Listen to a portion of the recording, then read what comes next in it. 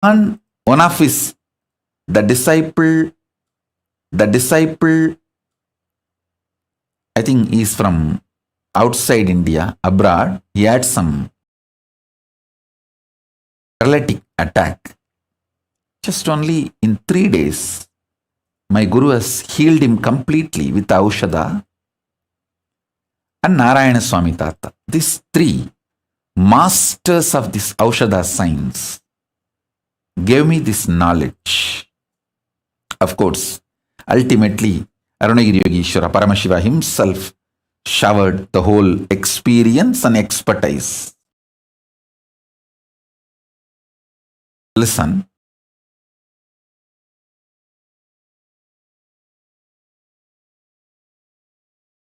Herbs can be programmed. Plants can be programmed. Consciously programmed. This is the Hindu materia medica science. If somebody,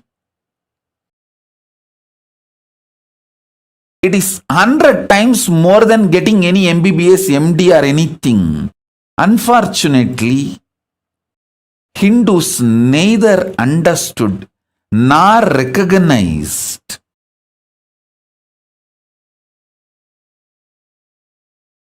due to the continuous persecution done on them, genocide done on them. All the knowledge of the Hindu tradition was destroyed, and even Hindus are made to lose confidence on the knowledge.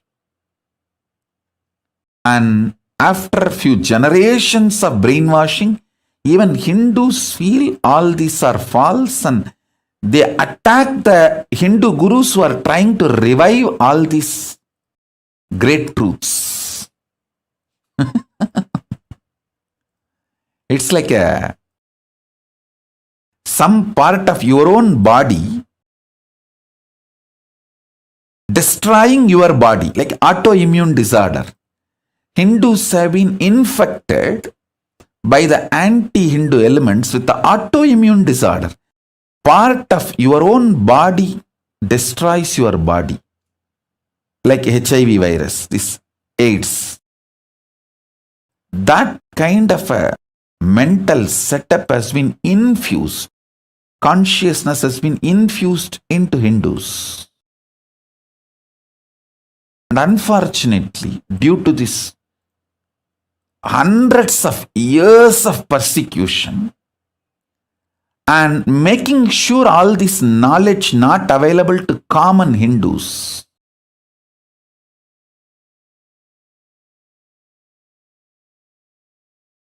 this all made to look like a myth, fake stories, legend, or maybe long before, thousands of years before this science was there, but now it is not there, or it is not possible to revive.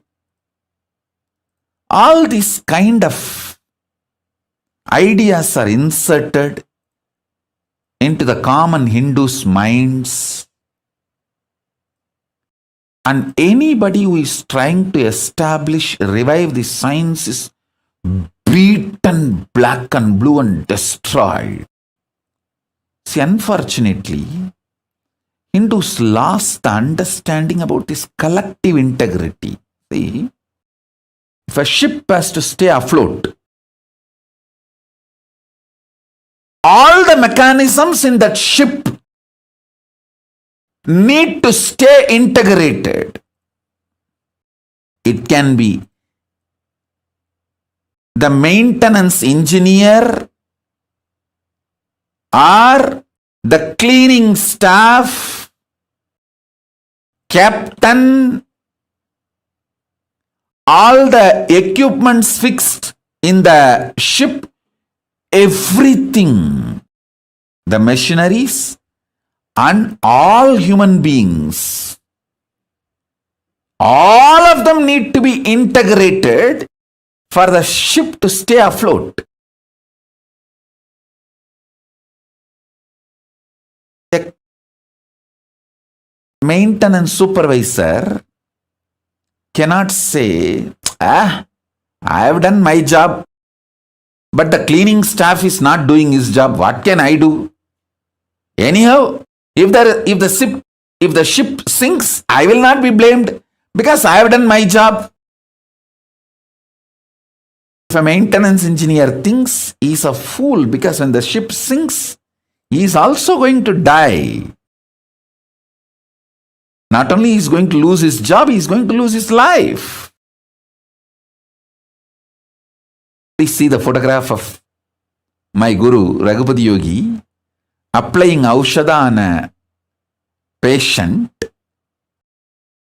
and healing him from stroke.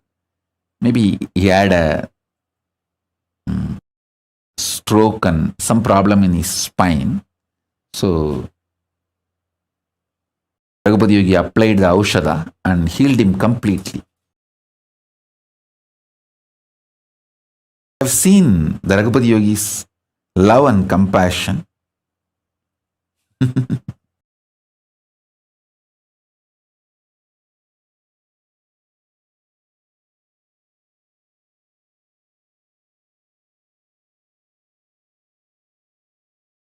Now listen, let me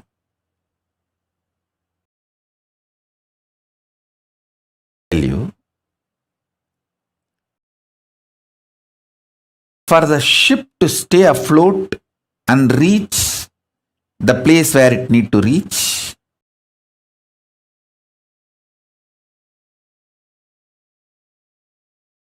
everyone in the ship need to be integrated. It's called collective integrity. A maintenance engineer cannot think, oh, I have done my job, but the fuel manager is not doing his job, or the cleaning person is not doing his job. So if the ship sinks, I will not be blamed. I will not be questioned. I am safe. Let whatever happens to others, or whatever others do or don't do, what is there for me. That level of integrity will not work for the ship to stay afloat. This is exactly done by the Hindus. In the modern day, everyone says, oh, I have tried my best. I have done my best. But others are not doing. What can I do? I have seen this as a typical mold. Same narrative. Whether it comes to reclaiming the political legitimacy of the Hindus, or reclaiming their temples, or reclaiming their organizations and religious freedom, or any guru's organizations running. Please understand, any problem Hindus are facing, still being the slave. Please be very clear. Any Hindu not living under the Hindu constitution is a slave. This is a definition. How the Muslims are very clear. If you are not living under the Islamic law, Islamic constitution, you are a slave. So be very clear. Hindus should understand, if you are not living under Hindu constitution and Hindu law, if you are not living somewhere, please listen. Let me put it very clearly. If you are living in a place where Veda Agamas are the constitution and Manusmriti is the jurisprudence, you can freely declare, you can openly declare, you are a free Hindu. You are a Hindu with freedom to practice Hinduism. Anyone living anywhere where the Veda Agamas are not constitution and Manusmriti is not jurisprudence. You are a slave. At least realize it. Wake up to the truth, reality. What you should do, all that I don't know. I'll at least tell the truth. At least wake up to the truth. Be very clear about it. So whether you ask the Hindus, why are you living a slavery life? Why you don't have a religious freedom? Why your temples are not under you, it's under the government? Why your temple wealth is not used for running gurukuls, the Hindu schools? Why your temple wealth is not being used to develop and spread Hindu medicines? The most funny thing, many of the so-called Hindu ashrams and Hindu organizations run Christian medical institutions. They are not realizing we have a great Hindu medical science. Because the Hindu medical science is neither given legal legitimacy nor given social legitimacy. It's always under constant threat. Even though the Hindu medicinal system is its depth and breadth, everything is far more than any other medical system in the world.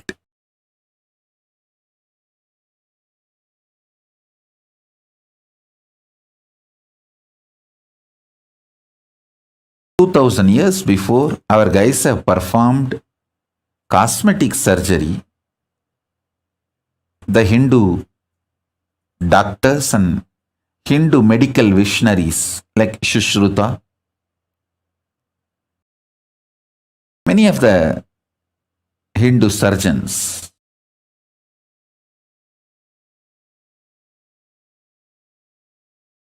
if we have developed our science and retained what we developed, today the Hindu medicine would have been the most powerful. And Hindu medicine is always about the healing and cure. It has nothing to do with monetizing. See, the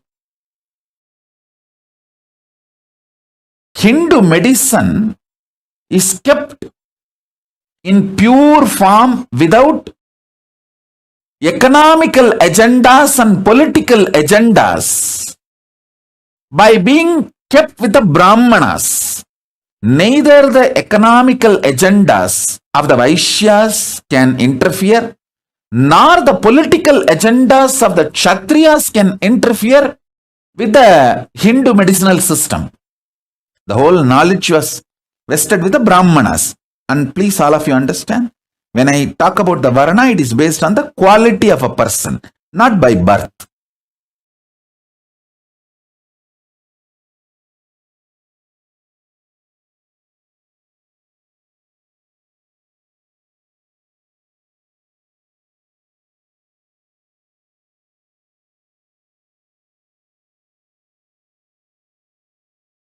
You ask any question to Hindus, why your medical system, Hindu medicinal system is destroyed? Why you guys are not having any respect for the greatest and oldest jurisprudence, the Hindu law Manusmriti? Everyone will have one answer. Oh, I am done, I am doing whatever I can, but others are not doing. What can I do? Exact answer. A maintenance engineer in a ship, if he gives, what will happen to the ship? That exactly same thing is happening to these guys.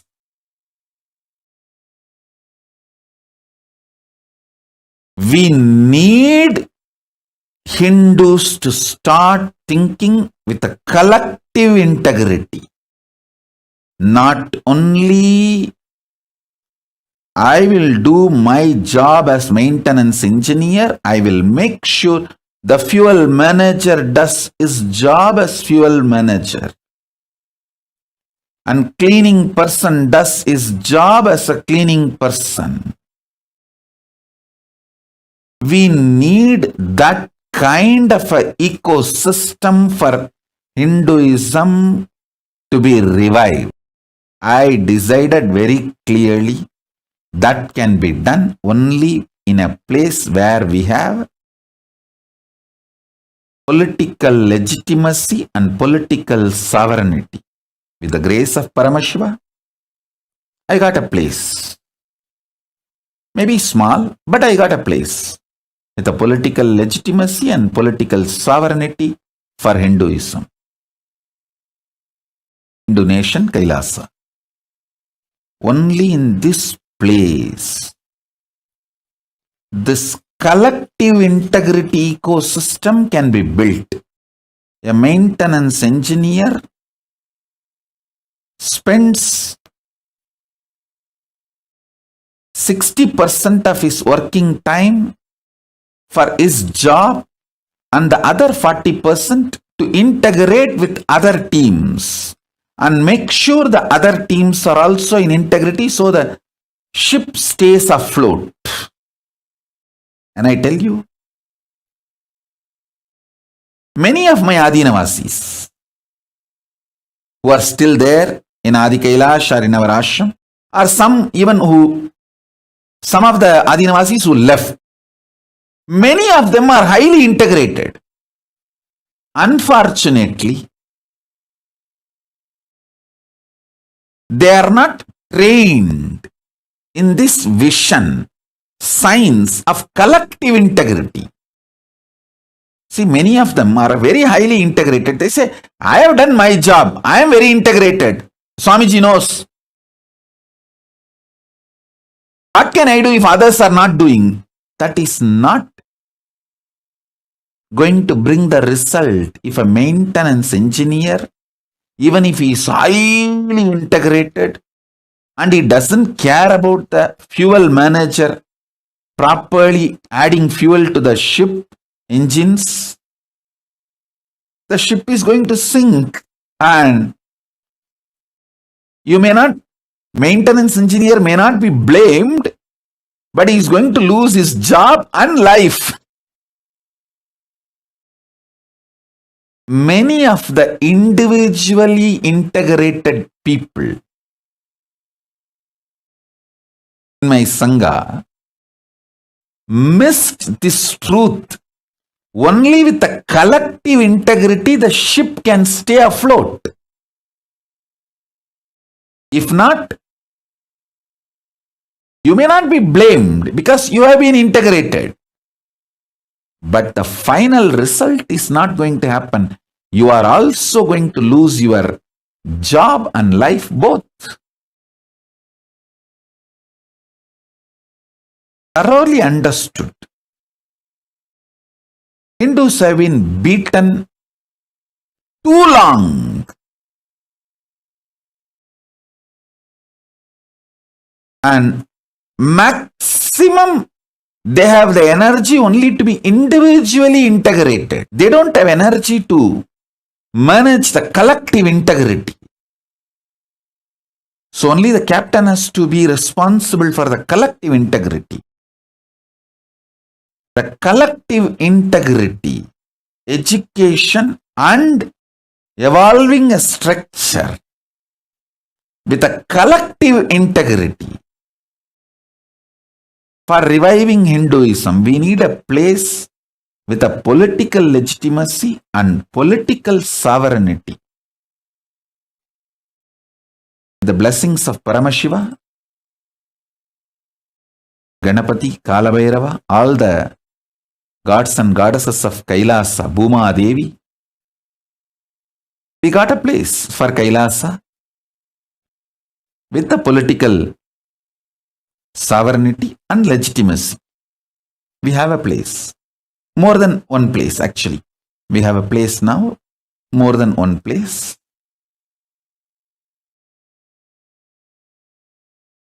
I tell you,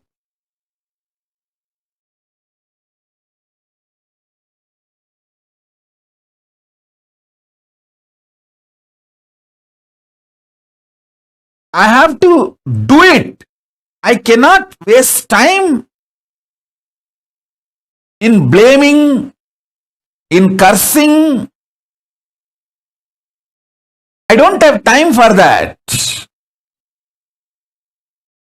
I'm already 43. I have to do it.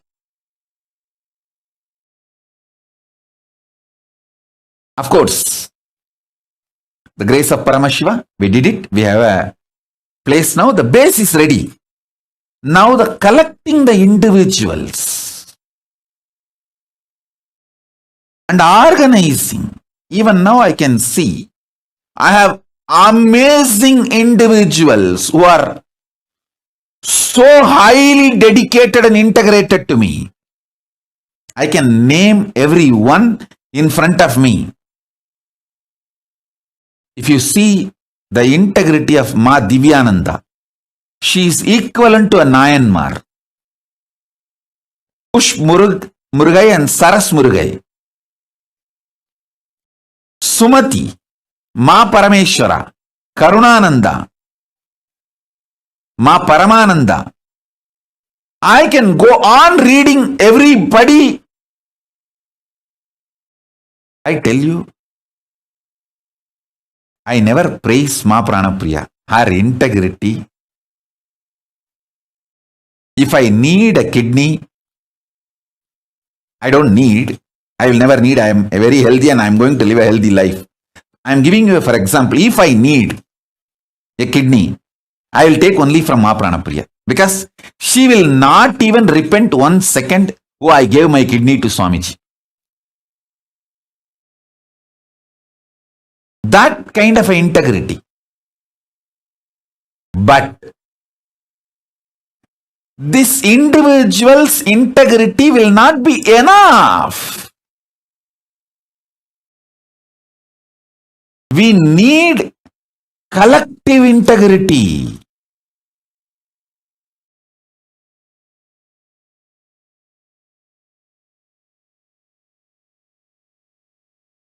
There are so many people who gave their life to me, not just their wealth. They will even give a body organ to me if I need.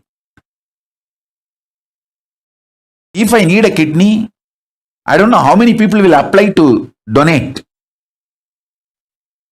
If I need an eye, I don't know how many people will apply to donate.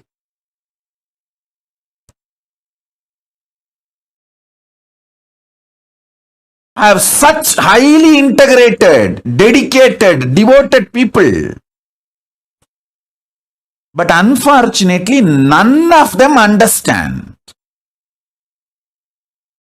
that it is a collective integrity which is needed to make Kailasa successful.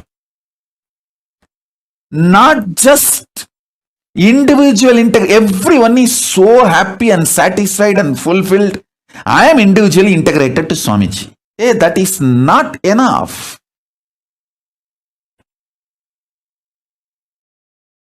I am telling you, na.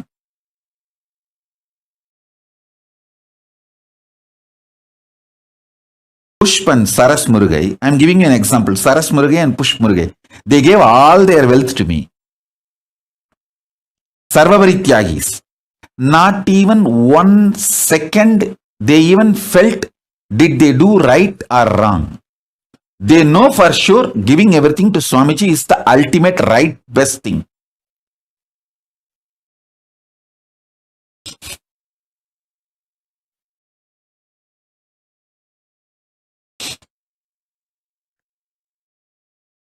As I told, if I take a kidney from Ma Pranapriya for me,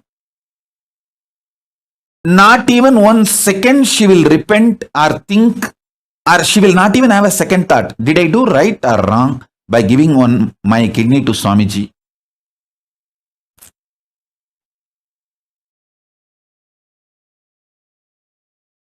Never ever she will have a second thought.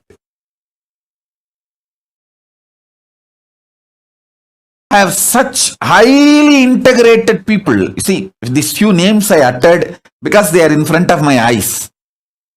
And I have long list. The names I have not uttered.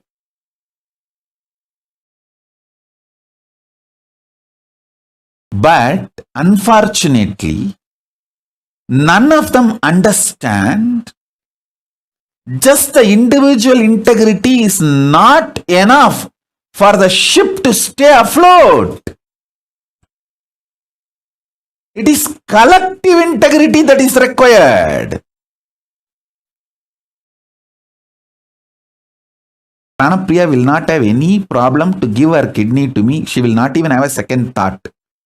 But she cannot go for rounds all over the campus and make everyone work and keep everyone's integrity. Because she doesn't understand. It is collective integrity that keeps a ship stay afloat.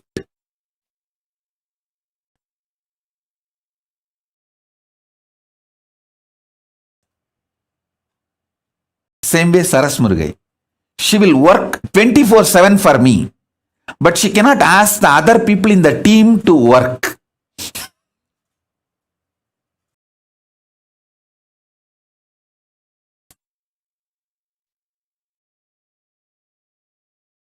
I tell you, this is one of the biggest curse Hindus are suffering. Everyone feels, oh, I am integrated, I will do what I need to do. Others are not doing, what can I do? It is captain's responsibility in making collective integrity happen, everyone to be integrated, not mine. Sometimes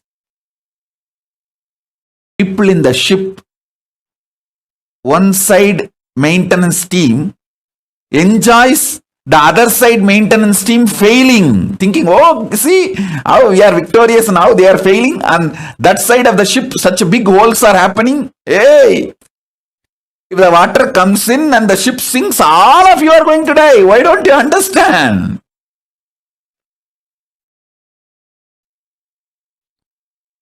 Hindus lack this understanding. In every level, whether, see, a major 100 problems of Hindus, if you list, their temples are not in their hands. All the income, money comes to the temple. For spreading Hinduism is not used for that purpose. And all the wealth dedicated and donated for Hinduism by their ancestors is not used for that purpose. Somebody was telling me the other day, I am not talking about one state or any one country, and I don't interfere in any country's internal administration and all that. I am talking to Hindus to wake up. Wherever you are suffering slavery, you need to understand. Many of the wealth dedicated by their ancestors to revive and maintain Hindu arts, Hindu medicine, Hindu spiritual truths, the wealth is not being used.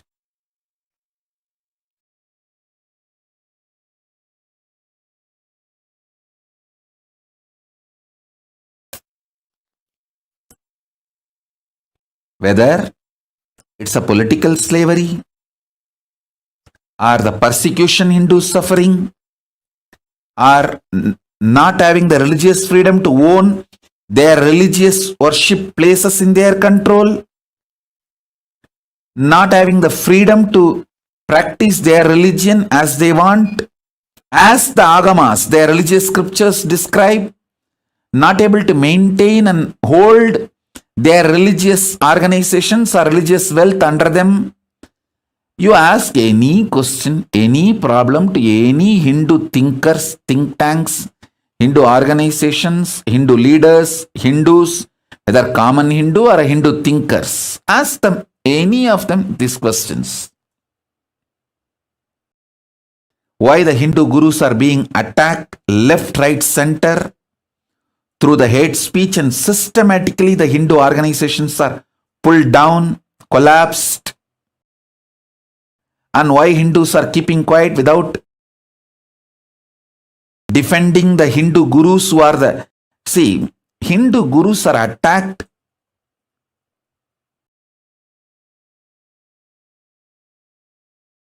to destroy Hinduism. Please understand, the anti-Hindu elements, their goal, their aim is Hinduism. Because the Hindu gurus are defending Hinduism and promoting Hinduism, they are being attacked. And Hindus are not waking up to this truth. You ask any of these questions, this top 100 questions, top 100 problems. You list top 100 problems of the Hindus.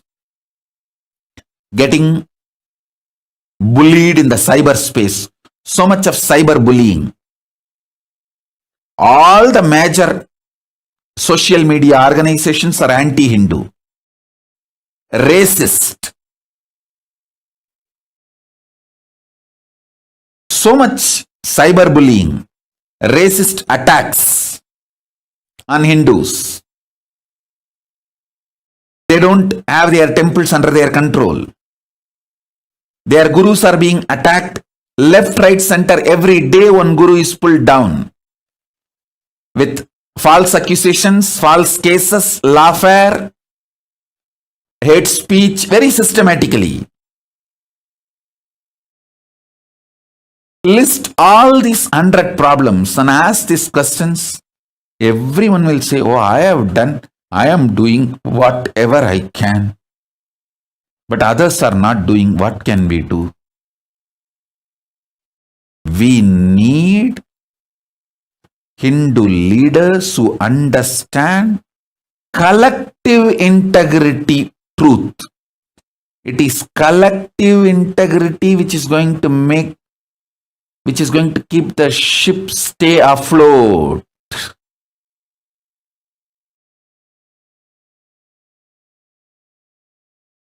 Even if you have only 10 people in your team, if you are able to make that whole team collective integrity, your Kailasa will be successful. You can be head of a Kailasa and it will be successful.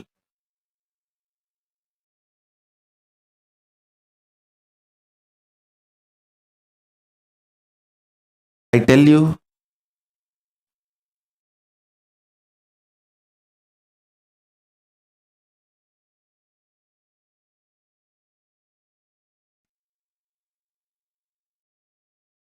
in every level, I have to do my responsibility.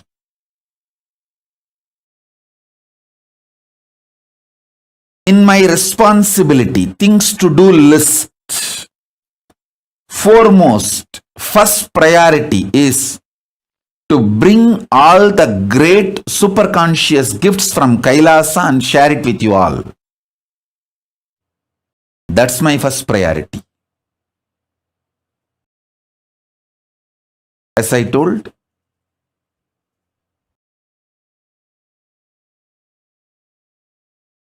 strengthening your Divya Sarira with the right methodologies, making your body sattvic through yoga, right aushadha and sattvic food, making your mind sattvic and powerful through completion, unclutching, nirvikalpa samadhi, making your consciousness powerful by that sattvic Paramashivananda. introducing literally the existence, conscious existence of Paramashiva. You just know Paramashiva is alive and he is in me.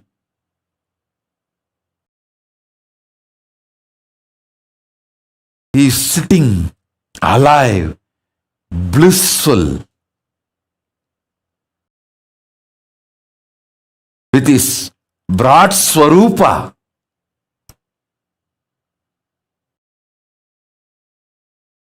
Paramashiva Paramburul.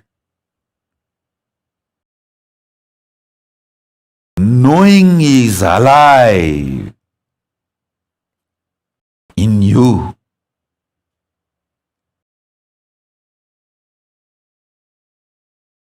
Makes your consciousness sattvic.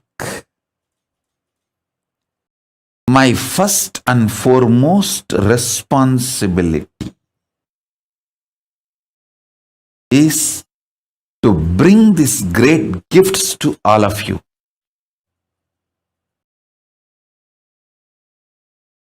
And to bring these gifts to all of you and share it with all of you, making all of you enlightened and enjoy. This is my first and foremost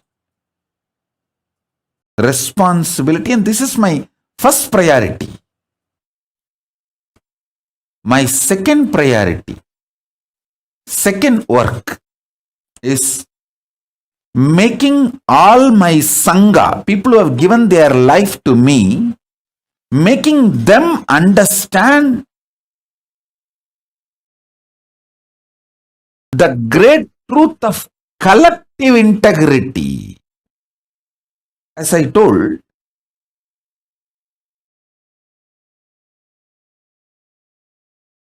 I have the best people, most dedicated.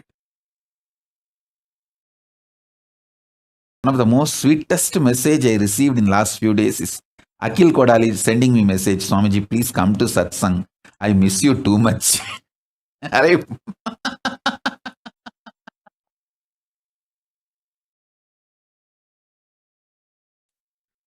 I could not control my laughter. Actually, this message from Akhil Kodali has put such a wide smile on my face. Hey, this fellow having so much romance and love.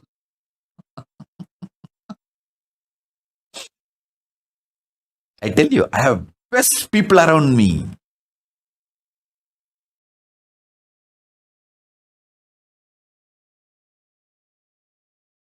Akhil will give anything he has for me, will not even think he has given that to me. He will literally feel he is enjoying that through me. That kind of a love. I have such highly integrated people. But unfortunately, all of them need to understand the importance of collective integrity. It is only the collective integrity which will keep the ship afloat, successful. Write 108 times collective integrity, collective integrity, collective integrity, collective integrity. Not selective integrity or individual integrity alone. Individual integrity is okay, good. But it is collective integrity. Only that can keep the ship afloat and successful.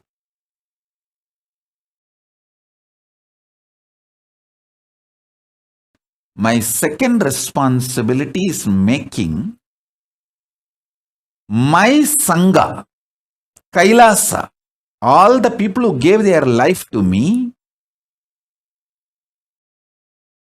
who gave their individual integrity to me, making them realize collective integrity's importance.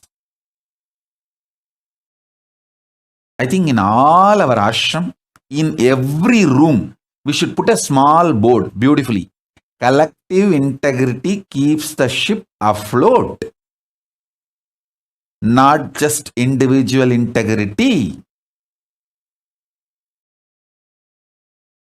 So, the people who are working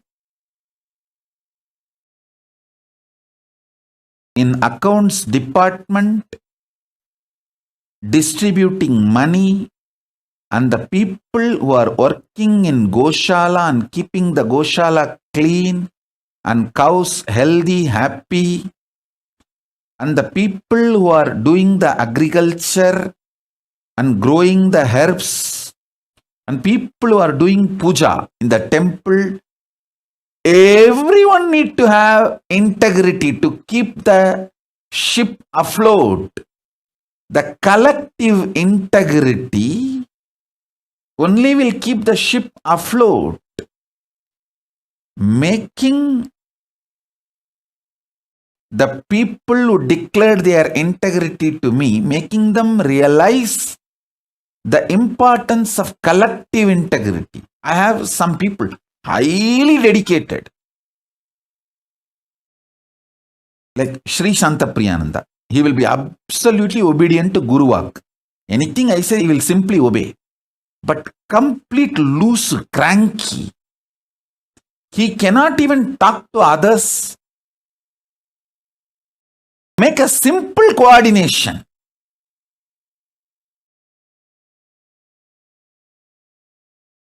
Even simple coordination he cannot do.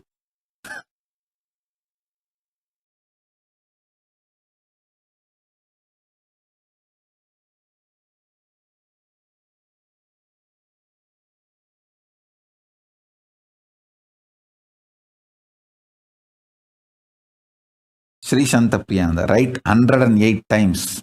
Collective integrity keeps the ship afloat. Collective integrity makes the Kailasa successful. Collective integrity only will make my life successful.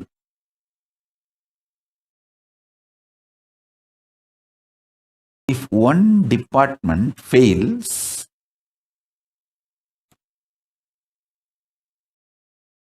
then be very clear, everyone is going to not only lose the job, lose the life, because the ship is going to sink.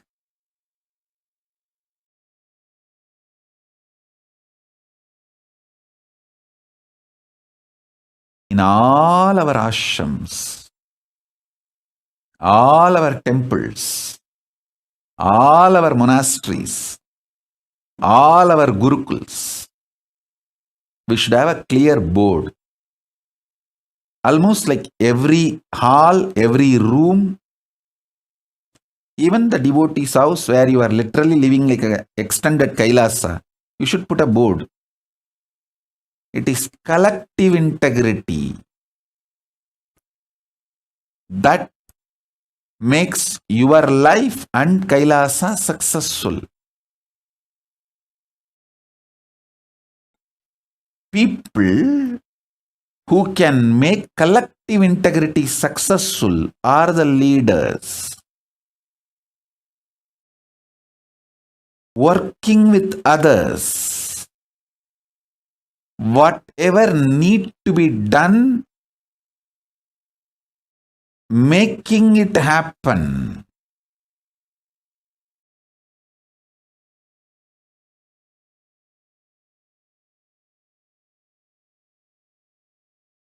My second responsibility is teaching my Kailasa people the collective integrity. Third, my third work is making Hindus aware how they are being cheated, exploited, destroyed, hit, persecuted.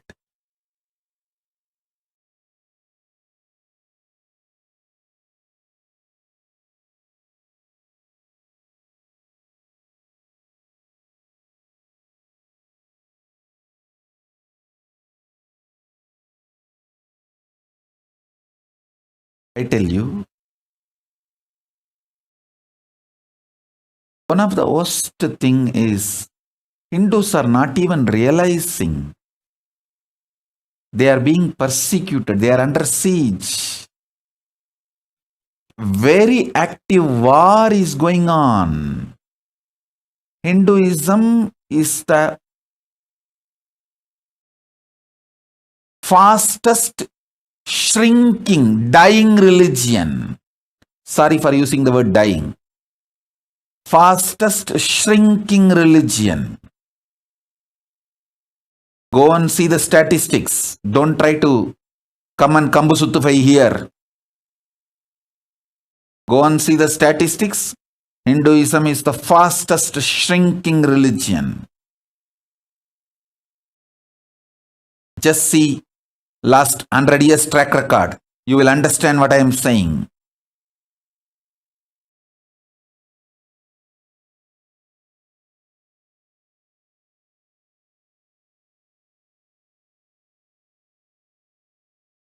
These three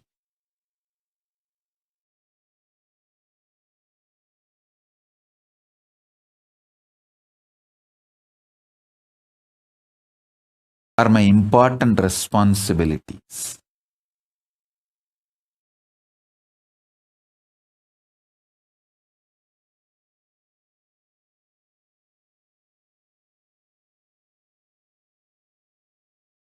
Let me do my first responsibility.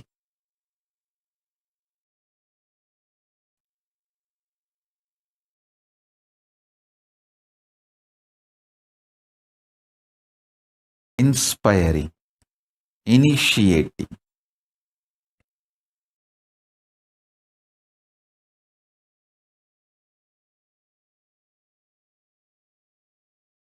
making all of you understand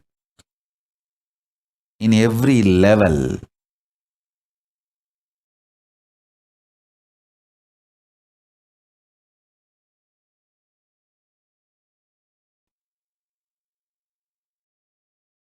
working with your body, with your mind, with your consciousness, and experiencing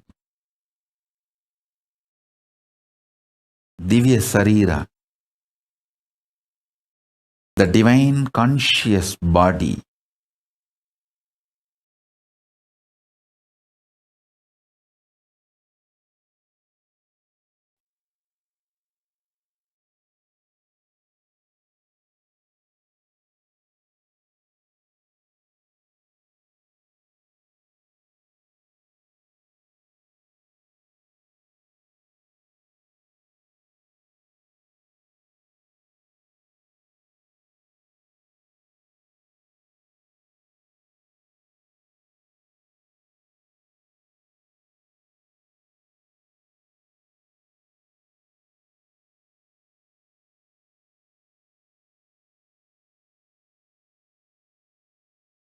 understand these few principles.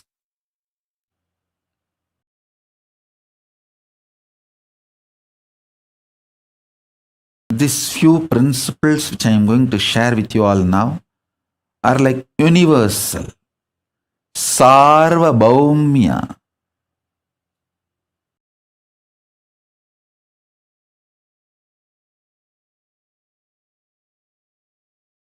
vrataha.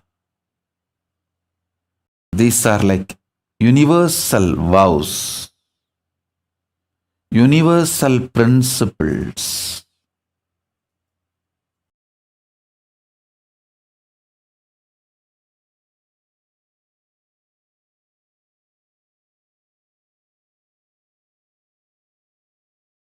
Sattvic means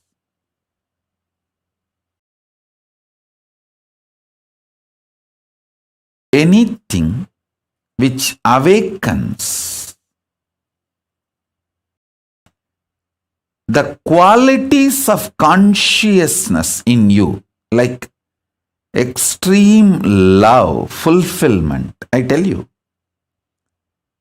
when I manifest from samadhi, the kind of the love and joy, excitement, intensity I feel, Actually, this withdrawing from the society, I am enjoying like anything. I am basically a loner. Enjoys is aloneness. I don't feel intimidated or disturbed by the crowd. Thousands coming. No, I don't feel disturbed. It's not that I hate people. No. But I enjoy my space, just being with me in samadhi.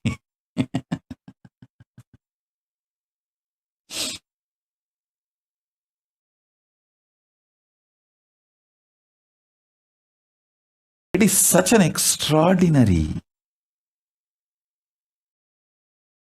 living joy, living experience of bliss, not imagination, theory, visualization, fantasy. No. Living. How? You feel you are alive in your body. Bliss is a living experience for me in samadhi. It is just alive.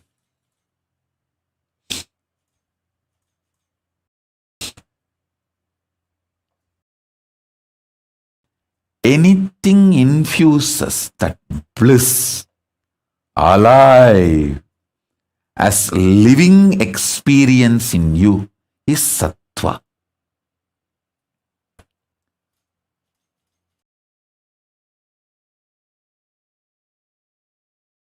That is what I call good food. Good food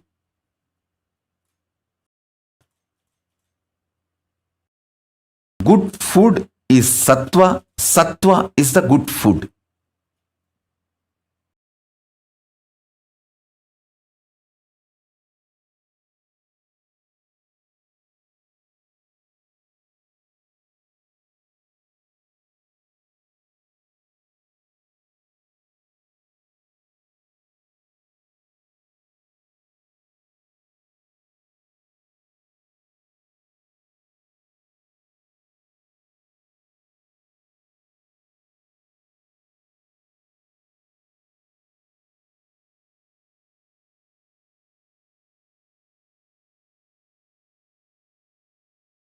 I am getting so many questions now, alive. The live questions. Bhushanananda is asking, Dear Swamiji, what more can I do to keep the boat afloat? Bhushanananda, first drop all your fears, delusion. Go back to Adi Kailash. Decide your life is to keep the collective integrity. Sincere decision, intention to keep the collective integrity is enough. That will inspire everyone. Please understand, anyone who lives in my Kailasa, all over the world, whether it is a Adi Kailasa or Salem or Biddi or Tiruvannama, anyone who lives in my Kailasa, naturally, they have declared their individual integrity to me. They don't need to be inspired. They need to see others are also working for collective integrity.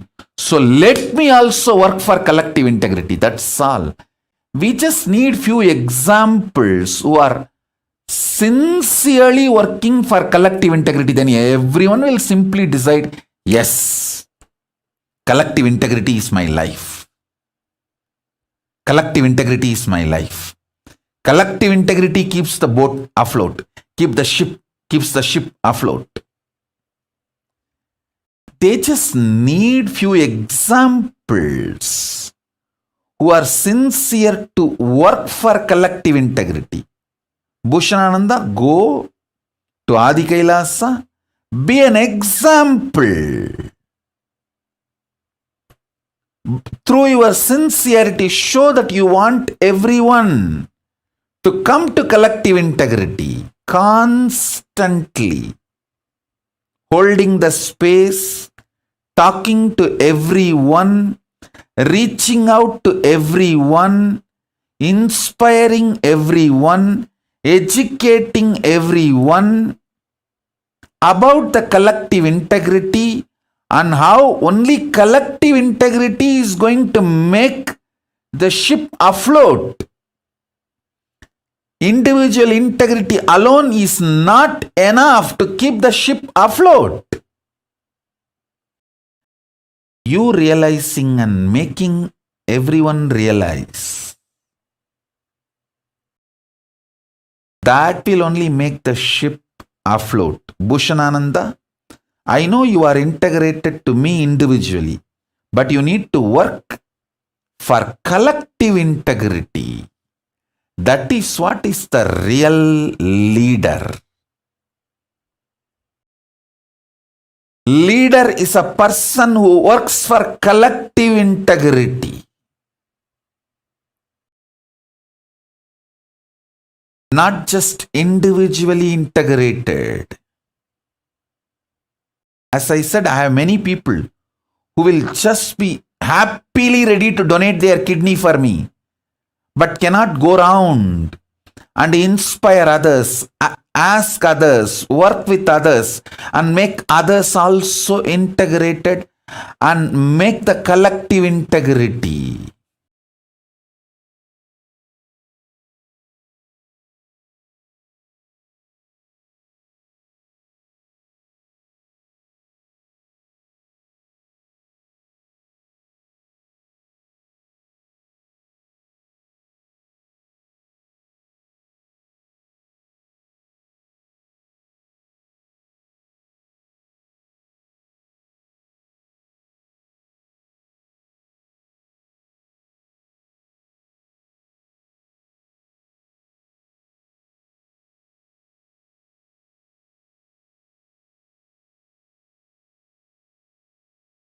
I'm just seeing all the questions, live questions. Everyone is asking, how can we make the collective integrity happen? Actually, there is no manual for it. You need to start working with people. You need to start listening to people.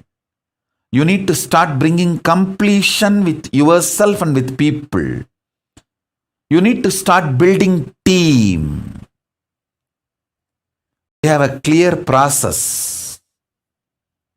Manifesting everyone's reality. That used to be the syllabus for Inner Awakening 4th level. We had Inner Awakening level 1, level 2, level 3, level 4, where everyone's vision, ambition is shared and everyone tries to help to make everyone's vision into reality.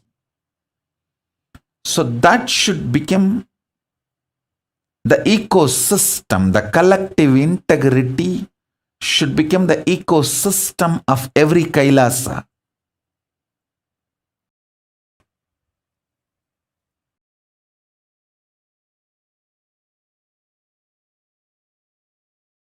Any Kailasa where the collective integrity become ecosystem, that Kailasa will be successful. That's all.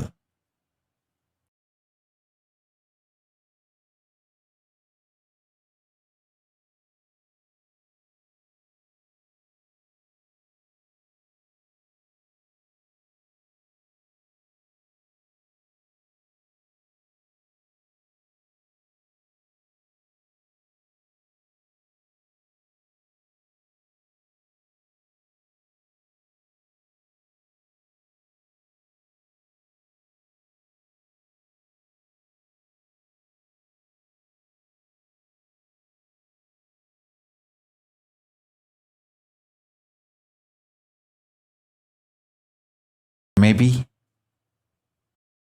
you can all think about collective integrity and have a Vakyartha Sadas about collective integrity. Not having collective integrity is the source reason and sole reason for all the problems of the Hindus. Any Kailasa brings collective integrity as the ecosystem will be successful and solve all problems of Hindus. See, when a collective integrity is brought, everyone in the team will be successful. Everyone will be successful.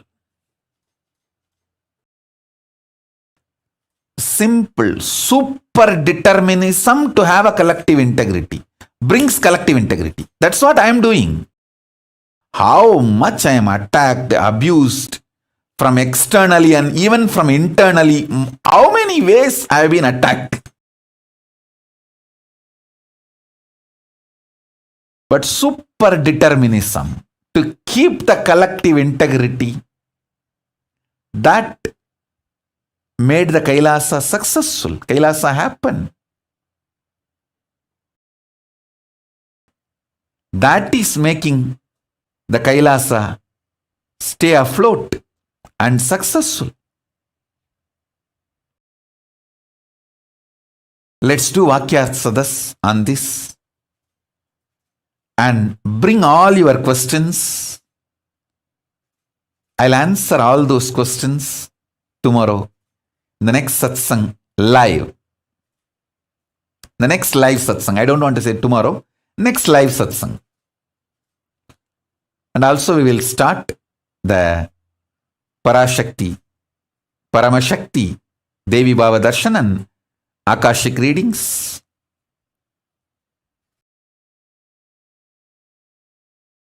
Soon. So with this,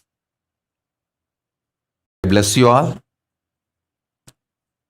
Let's all work on this collective integrity. Let's all radiate with collective integrity also. Integrity, authenticity, responsibility, enriching, causing, living Paramadvaitam, the Shuddhadvaita Saivam, the state, space, powers, being, superconsciousness, and Kailasa of Paramashiva. Paramashivoham. Om Nithyananda Paramashivoham. The eternal bliss, Nithyananda. Thank you. Be blissful.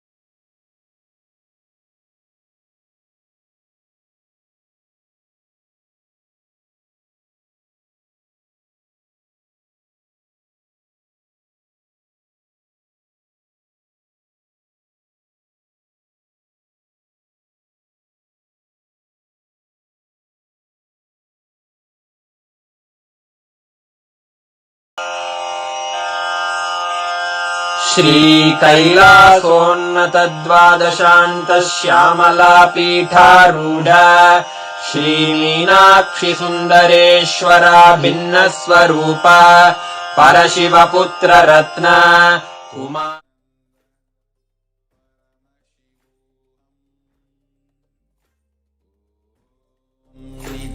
Nityanand परमशिवोऽहम्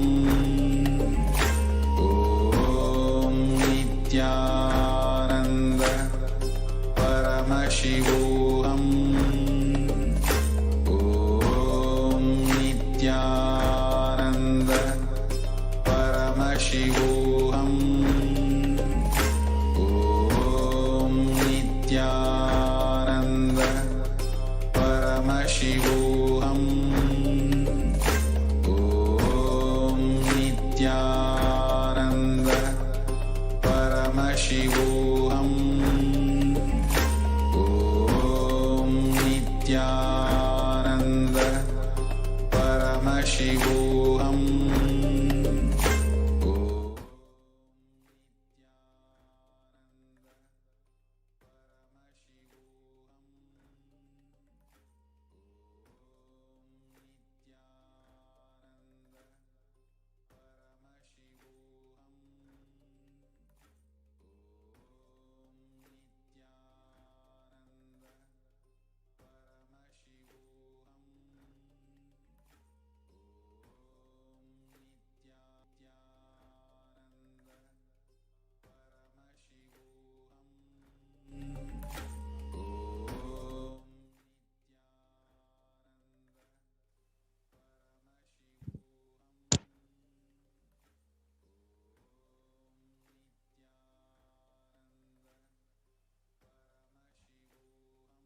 Nithyanandam. Welcome back to all of the viewers who are joining us across the world after the Devi Parashakti program, and also after each and every one of you had been able to sit in the Nithyananda Satsang. Now we'll be entering into the next continued segment of the presentation of the persecution against the Supreme Pontiff of Hinduism and the ASMT women, the women of Kailasa. Now,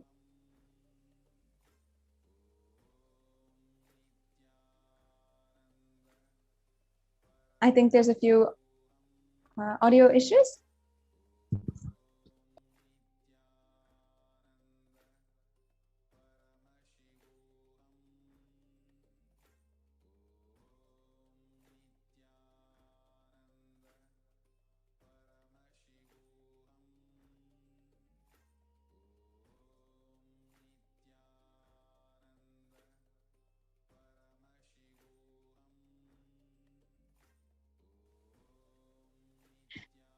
Yes, Nithyanandam.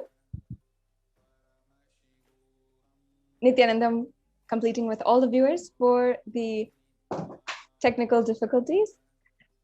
As many of you have known for the last few days, we have been using this platform, requesting the listening and the understanding of all the viewers, asking for your time to understand the persecution that is ongoing against the Supreme Pontiff of Hinduism and the revival of Kailasa.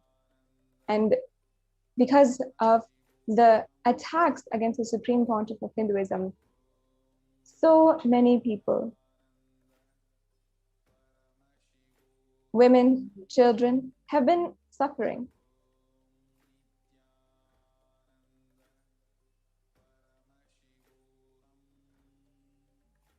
From seeing the Supreme Pontiff of Hinduism undergo so much of torture and at the same time being victims themselves to brutal attacks, rape, sexual assault, and so much more.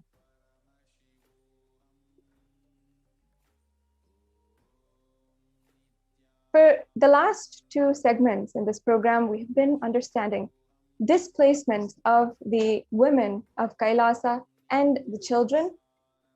And once again, I'd like to reiterate to all of the viewers what it means, what displacement of the women of Kailasa actually means.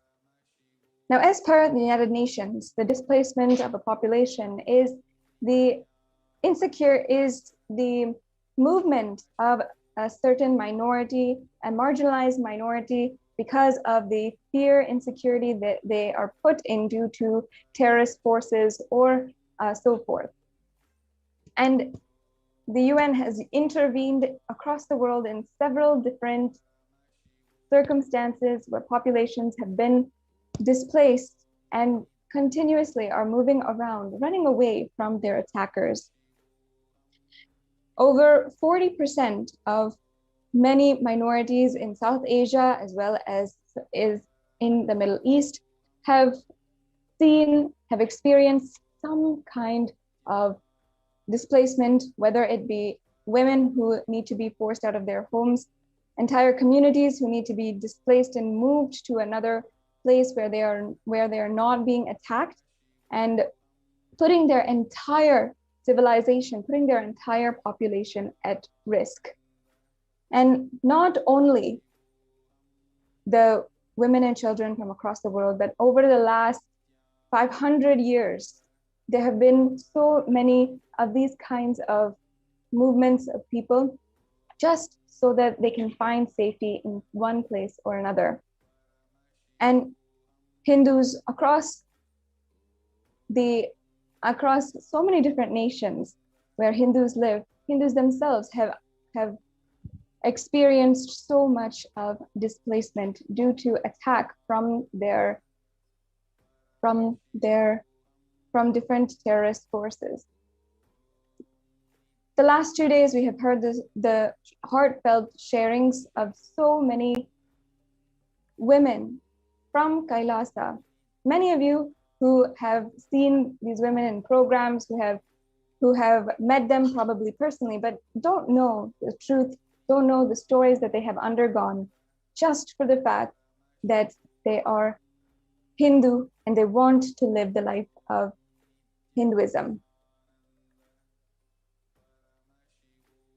We've heard how women, out of complete insecurity and fear that they are going to be raped or much worse, brutally murdered, they were put onto the streets, running and going from shelter to shelter, not knowing, not understanding, spending every single second wondering where Swamiji was, if Swamiji was safe, and if the rest of their sister sannyasis, the rest of the community was safe.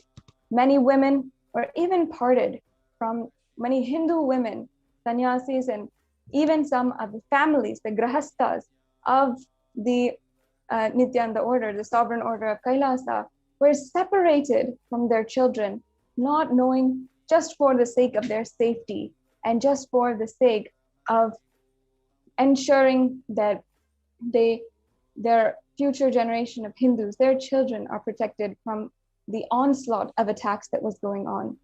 Today, we have one such sharing from Ma Nithya Prajnananda and Ma Nithya Saknyana Swami, and we'll now be entering into a heartfelt sharing. They were brave enough to come and share with all of you about what happened in 2010 and how they were bravely fighting in this extreme situation of violence by the anti-Hindu militant forces and the neo-Hindutva militant forces. So we'll now be entering into an interview with Ma Prajnana and Ma Satyajnana Ma on the 2010 attacks against the Adinam in Adi Kailash, and of course the attacks against the Supreme Pontiff of Hinduism. We'll now be entering into that segment after a very quick break. Om Nithyananda Paramashivoham. Om Nithyananda Paramashivoham. Om Nithyananda Paramashivoham. Om Nithyananda Paramashivoham. Om Nithyananda Paramashivoham. Om Nithyananda Paramashivoham. Om Nithyananda Paramashivoham. Om Nithyananda Paramashivoham. Om Nithyananda Paramashivoham. Om Nithyananda Paramashivoham. Om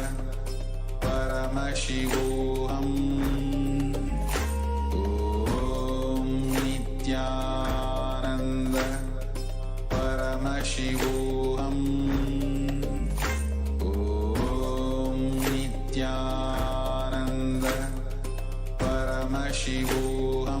Paramashivoham. Om Nithyananda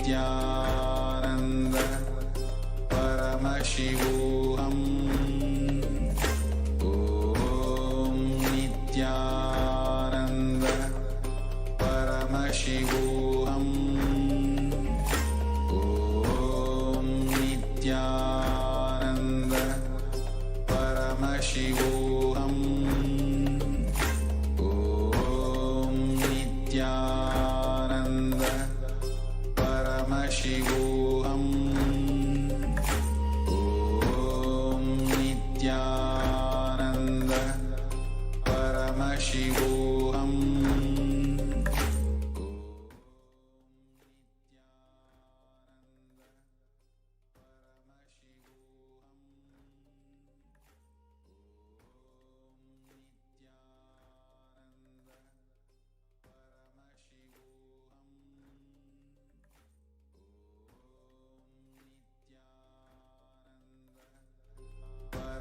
Shivoham. Om Nithyananda Paramashivoham. Om Nithyananda Paramashivoham. Om Nithyananda Paramashivoham. Om Nithyananda Paramashivoham. Om Nithyananda Paramashivoham. Om Nithyananda Paramashivoham. Om Nithyananda Paramashivoham. Om Nithyananda Paramashivoham. Om Nithyananda Paramashivoham. Om Nithyananda Paramashivoham. Om Nithyananda Paramashivoham.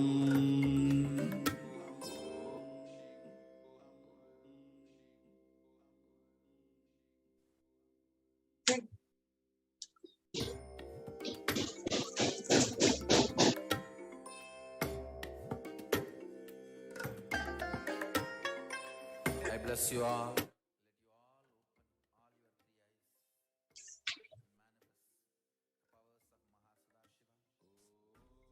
Your viewers.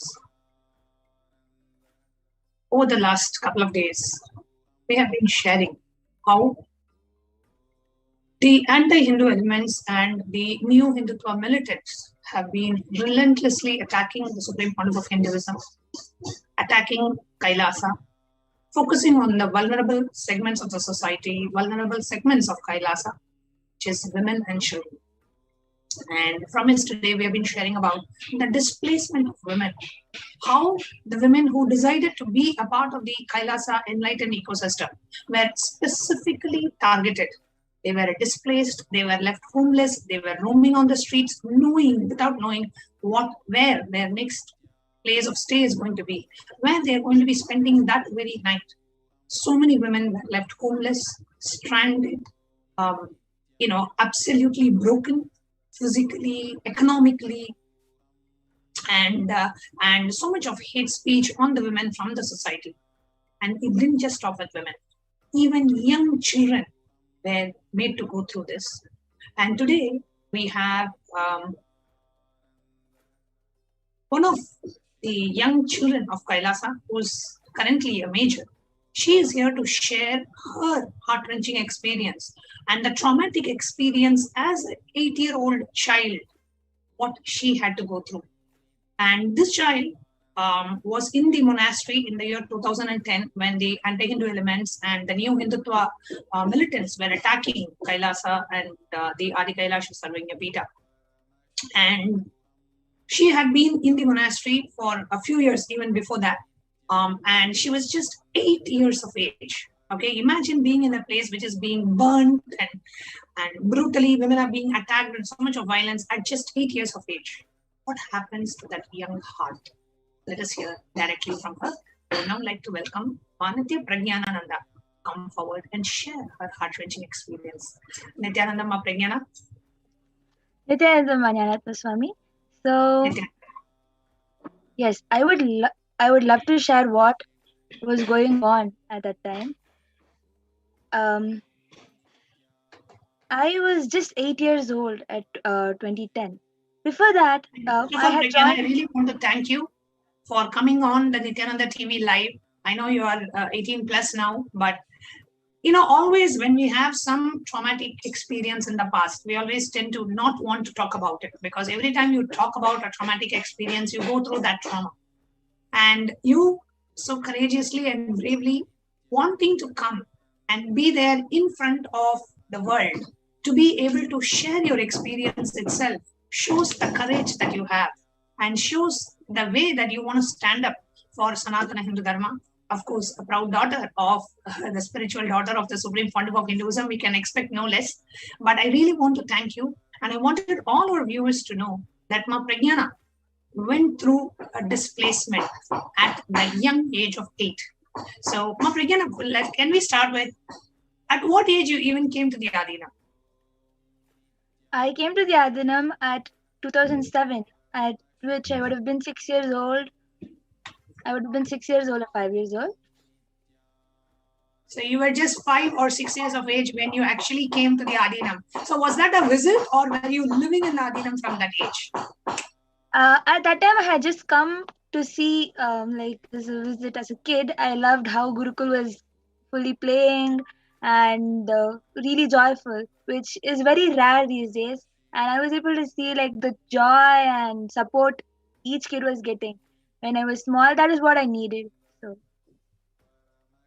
Wow. So you were there in Gurukul at the age of 5, 6 years. You were playing with a lot of other kids, and we have a huge Adinam. So you really enjoyed being in that ambience. Beautiful. And what was it like, before the whole persecution started? How was your day like? How would you spend your day in the Adinam, in the monastery? And who was Swamiji for you? How did you see Swamiji at such a young age? Who was Swamiji for you? see, initially, the joy in the Gurukul because of Swamiji, being a person who has only mom and doesn't have a dad. I felt that feeling of having a dad in my life again. It is impossible that a person who has lost their dad will feel like that again. Feeling of having a father again in your life. That was the first feeling I had when I saw Swamiji. At the age of 5, I felt like I got a dad for me again. So I'm so sorry to hear this, Pragyana, but can you also share at what age you lost your biological dad? I really don't know when. I really don't know. But I don't remember clearly his face also. Oh. So it was when you were really young, Or you lost your biological father. Yes. And when you saw Swamiji, you felt like you have a father now. Yes. When I was small, like small kids, the first thing they will need is parents, their mom and dad with them, which I did not have. That was like a big thing for me already. And when I saw Swamiji, that feeling of again having a dad in your life, again having both the parents in your life. The minute I saw Swamiji, I had that feeling where I'm not left out. I'm not a person who doesn't have anybody with me. That feeling came the minute I saw Swamiji. Wow. So it is like, a small child who's looking for, the parental love. And of course, you have your mother taking care of you, but you didn't have that fatherly, person and the fatherly care in your life. And when you saw Swamiji, you felt like you got what you wanted. So beautiful, Ma. Yes.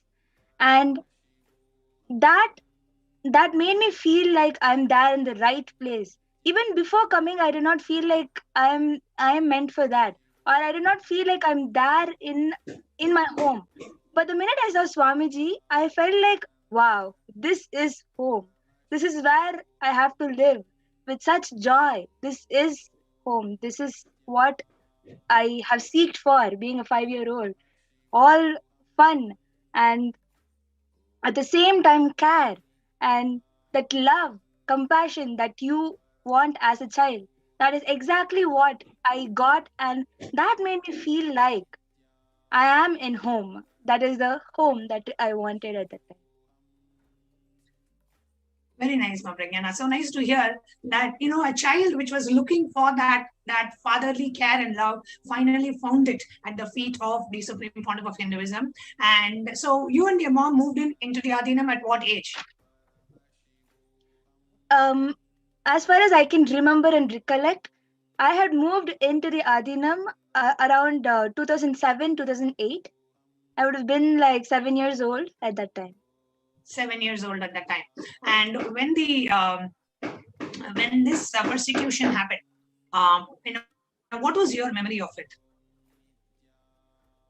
When this persecution happened, first was like, God, what the hell is happening over here? I was fully shaken. First thing, I was playing. Actually, I can clearly recollect. I was riding on my cycle, and when I was going to go outside the gate, my mom suddenly came from the gate, and she told, "Don't come out. Go inside. Go inside." And she pushed me back inside the building where I was living.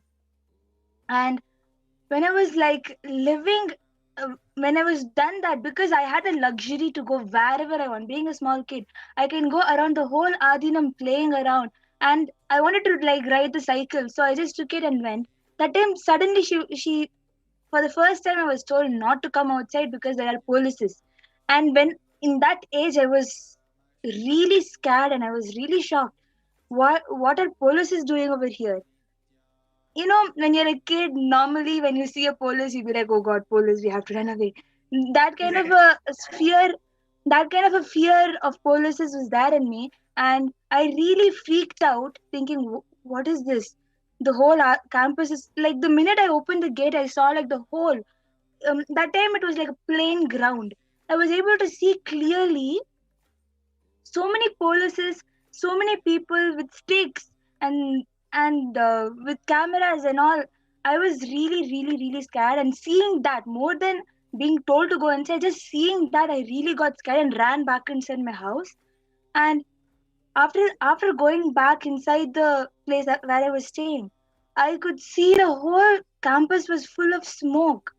The whole campus was full of smoke, and that really made me and the people who were taking care of me really scared. And because of the surrounding, how what was going on, we were first seeking help to go out from that place so that it will be safe for me and my friends. Because being an 8-year-old kid, I was so scared. I was thinking that the smoke might be maybe the whole area is being burnt. I was thinking like that inside. I did not literally see it, but I saw the whole of the clouds and all full of smoke. I really got scared, and I was feeling really. I don't know the correct word to use over here. I was The only word I can tell right now is I was fully only in fear. So in that kind of a fear, when I went to my caretaker, because my mom was there in between at first, that also I was feeling really scared. She was there in between the polices. I was freaking out. What is going to happen? Somebody mm, might take her to the full of polices. I thought the police will take her. So first I was thinking about that, and my aunt was there with me at that time in the Adinam. So I was going and telling her, I really feel really scared. I'm feeling so cold. I was feeling so cold and nothing, and my body was heating up. I was really feeling like I've never felt like that. Even when I was told I don't have my dad anymore, I was not feeling like that. But when I saw the full smoke on top, I really thought that this is the last day. It's such a young age, I'm going to die. Like that and all I was thinking.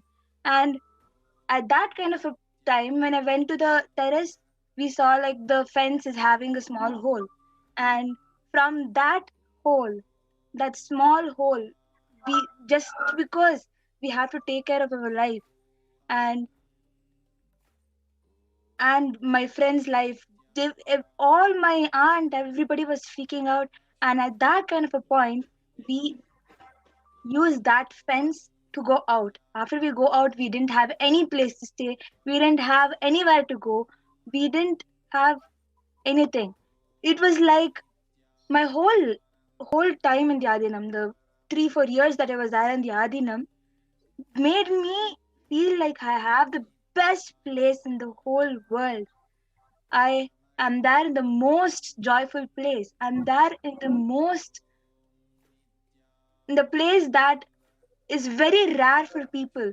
in the place where literally even adults feel like they have the best place to live in. Being a kid, when I was small itself, being in such a place, living in the real Hogwarts, that was my feeling.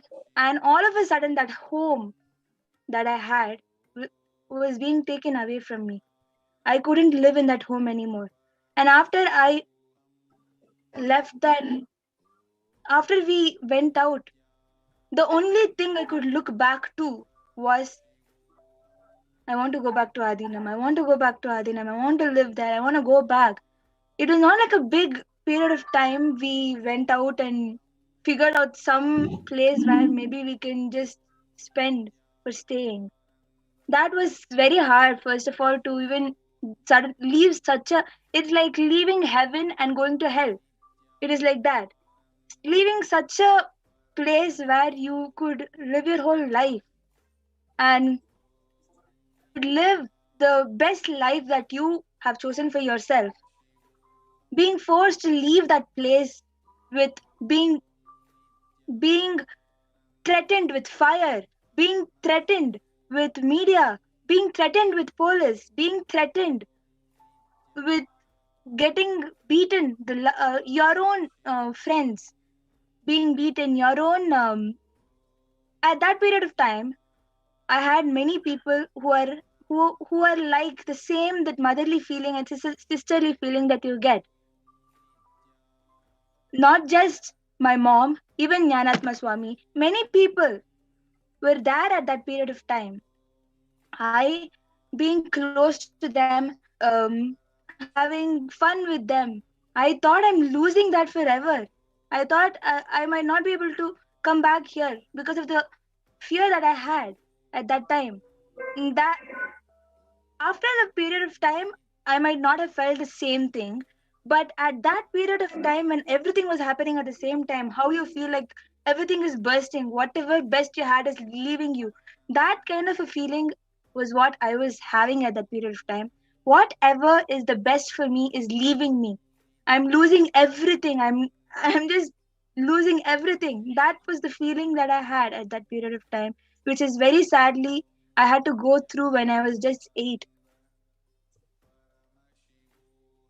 Pranyana, I have seen you in the Abhidhamma, but just hearing you share what you went through as an 8-year-old child, because what you go through, the other people may not even know. And I just first time I'm actually hearing as a child what it was for you to be displaced from the home you loved the most, from the father, the spiritual father whom you enjoyed and had experienced the love the most. What it would have been for a child like you. And today, not just going through that trauma and living up to it and growing up to be a beautiful adult. Today, you have stood up and come out in the open and shared this story, shared your experience so that the world can know what was done to Kailasa, what was done to the Supreme Pontiff of Hinduism, and the need to protect. Hats off to you, Ma Pragyana. I know it was definitely not easy, especially a child which had lost her father at such a young age, doesn't remember even the face of her father, what it would have been for you to grow up. And when you had to be displaced from the new father that you found in the Supreme Pontiff of Hinduism, from the very home that you thought was the permanent home for you, how traumatic it would have been for you. I can totally understand. And really appreciate you coming forward out in the open to be able to share your experience, Ma Pragyana. It was really, really so touching, and it is important, dear viewers. We are sharing this with you and having Ma Pragyana come out and share her experience, her traumatic experience, and the pain that she went through as an 8-year-old small child. What it would have been for her, just so that we know the effect of the attack of the anti-Hindu elements. And it is not just on one individual, on an entire nation. On the whole of Kailasa, the attack was launched, just so that the last lump of Hinduism, Supreme Pontiff of Hinduism, can be eliminated, and the revival of the enlightened civilization can be stopped. And it is not just Ma Pragyana. We have many, many, many of us, many children, many women, many others who were attacked. We will now be moving on to hearing about one other victim of the brutal displacement of the anti-Hindu elements after a short break.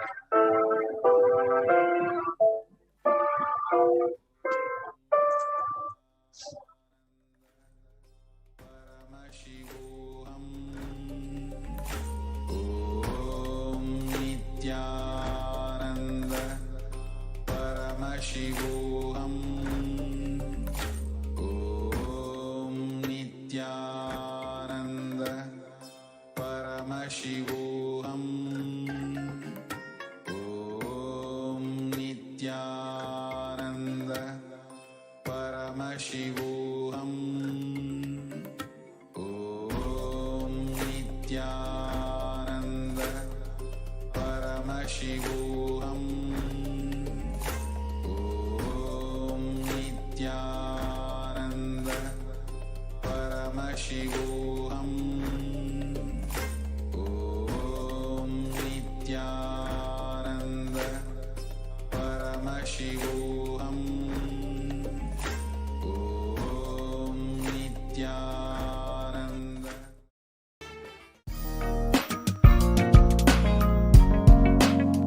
We get you health. We get you ability to build beautiful relationships in your life.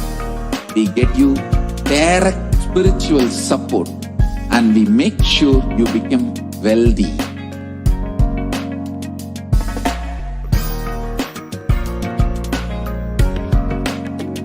We won't stop giving you just good life.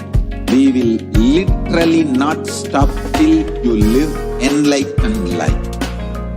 Manifesting the state of Paramashiva, space of Paramashiva, powers of Paramashiva, being of Paramashiva.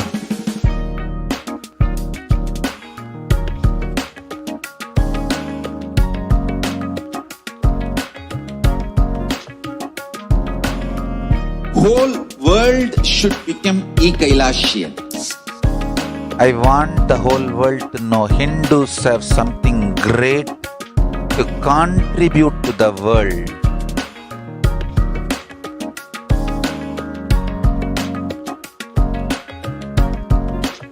We have something great to contribute to the world. Let us do that.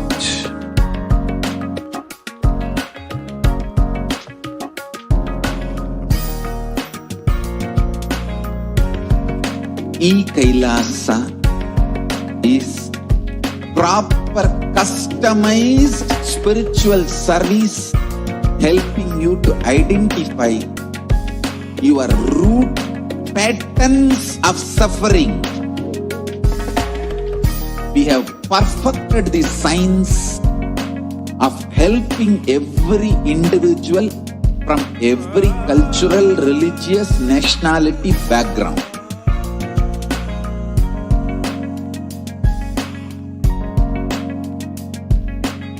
You will have lowest reactionary assumptions, highest awakened response, alive response for life continuously.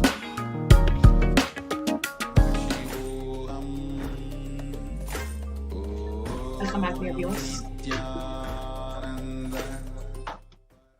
Next, sharing about her traumatic experience of being displaced from her own home.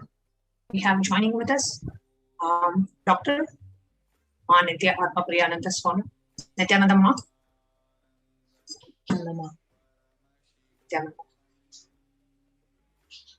Can you share a little bit of a background of what led you to decide to come to Adinam?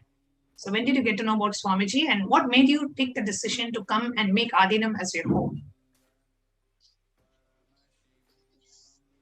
So it was way back in 2008 when my Purvashram mother, she was actually suffering from a very severe type of a cancer, which is called aplastic anemia. So we actually went for so many treatments, but not able to cure.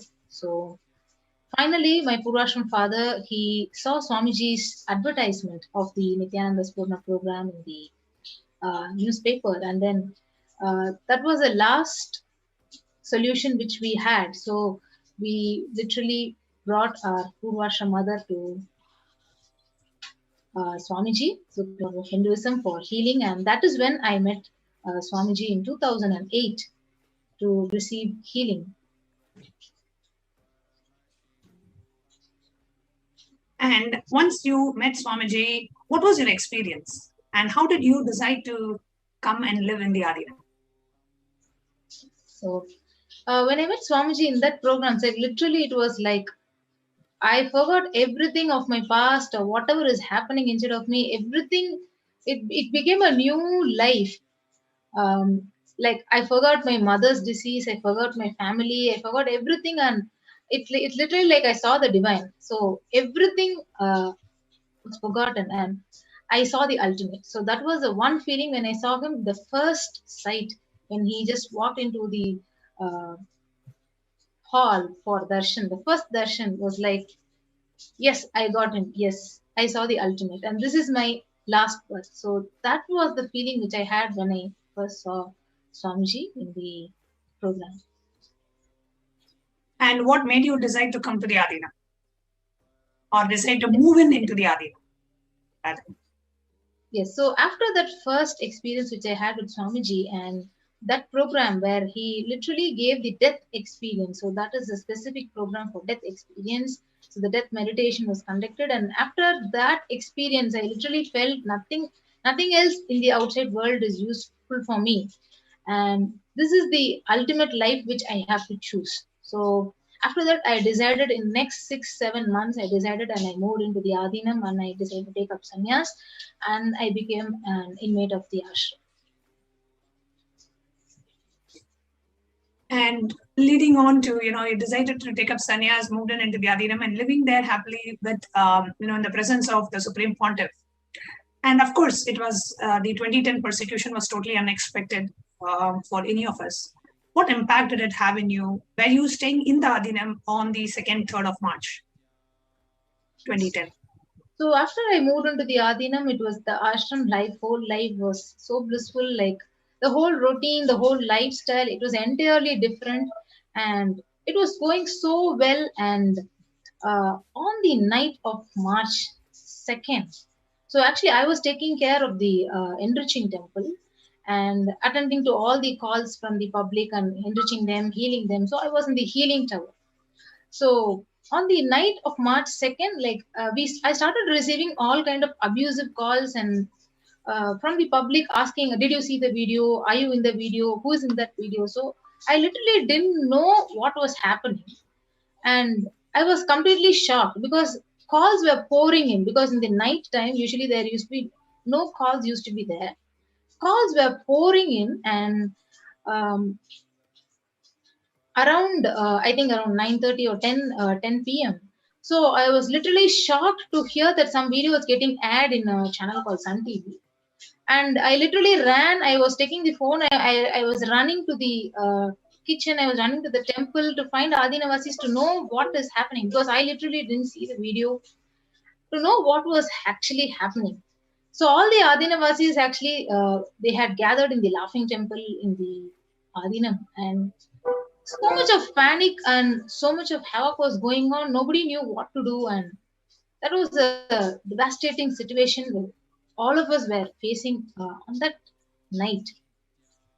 And in next 2-3 hours, I was hearing that the media is airing that video every 1 hour, and very closed devotees were calling the healing tower and asking, Ma, what is this? What is happening? What is happening? What is this video? Where is Swamiji? Who is that in the video? So literally, I didn't know what was happening, because in the Adina, we never watch TV, we never watch any news channels. So it was completely new to me. And in the next 2-3 hours, like almost all the women were asked to leave the campus. And that was the shock of my life, because I had literally decided that this is my life. So there's no other life for me, and Swamiji is my only relationship. and he is my mother, father, everything. Like, he's the divine and ultimate. So this is my home. So I choose the Adinam as my home, and I never felt such a situation will ever happen in my life. So in 2-3 hours, like we are getting information, like we're getting instructions that yes, all the women have to be really safe, and the media is attacking us, spreading false news, fake news, and all the women have to literally leave the campus. So that is when I literally like something started breaking inside of me. What is happening? First, where is Swamiji, and what is happening to Swamiji? And is Swamiji safe? And now, why are women asked to leave the campus? So that was the first shocking experience which I had when I entered the ashram, because I never even expected such a situation would even occur in my life.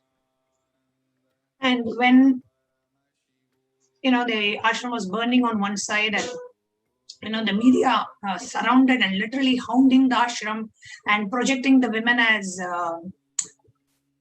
prostitutes and whatnot. And you were in the Adinam at that time, and was your pre-monastic parents trying to contact you and trying to get you out of there? What was going on at that time with your family? So exactly. So as how each and every parent would yearn to know, like, what is happening to my child over there who has gone to the Adina. So that night, actually, literally, we didn't have any place to stay. We didn't know where to go. So a bunch of 5-6 sannyasis were actually moving out to a place in Bangalore, in one of the devotees' places. And my Purvashram father was trying to contact me, and during that time, when the attack was so severe, there was nobody to even. So he was not able to reach anyone inside the campus. And he was literally searching for me, and he stayed in the bus stand, like in one of the local bus stands, for more than 3 days, just waiting to know what is happening. So he was not allowed inside. He was not able to come inside because of the media hangama that was created. And literally, he was actually waiting to take me back home. And all the Purvashram relatives, they were all trying to call me, trying to reach out to me. So at least for a week, we didn't know where to stay. So we just stayed in different devotees' places, and we didn't know what to do next. I mean, without having a place to stay, getting out, not being able to stay in the monastery, the place has become extremely dangerous, violent, and we can see in the visuals how brutally anybody can come and do anything to the monastery. Just bunch of gundas, and you will see police also there in the scene, and they are not able to control, and they're not even wanting to control the mob. They just come and they break the glasses, they jump and break Swamiji's pictures, and you can see there is nobody controlling. There is no law enforcement authority there at all. So anybody can barge into the monastery and walk into any female monastery's room, female monastic member's room, and do anything they want. That was how the scene was. And already in the media, it was being projected as prostitutes, and this place is a prostitution racket and whatnot. So we were forced to leave. But where do we go? Who do we stay with? So here in the case of Mahatma Priya Swami, she was there on the streets, not knowing what to do. Calling somebody saying, can I come and stay in your place tonight? Can I come and be there? Because we don't have a place to go. And you can't even be on the road, because once you are identified that you are from the ashram, then it's even more dangerous. So you cannot stay in the monastery. You cannot stay outside of the monastery. You cannot even stay in devotees' places, because then, they get into some problem with their neighbors. So you will have to keep changing from one place to the other. The pre-monastic family is not able to reach you because you are not in one place. You don't have any specific contact number. It was really, really hard. It's really, really hard. I can totally understand that, what it would have been for you at that moment. Just staying out there and staying in some random people's houses. Then what happened after that? How long were you there staying in different people's houses, moving from one place to another? So So I had to stay in someone's place. See, it's literally like if somebody pulls you out of your house and you're like on the streets. So how would it feel for you? Like an orphan, like I don't know where to go. So where is my next meal? So I can't stay in an unknown person's place for long. So I was literally like so broken, mentally broken. First thing is like, where is my Swamiji? And like where what am I going to do next? So just pulling few days, like around 6 to 7 days in 3 different places. And after that, my Purvashram father, he literally came, he found out where I was, and then he took me back home.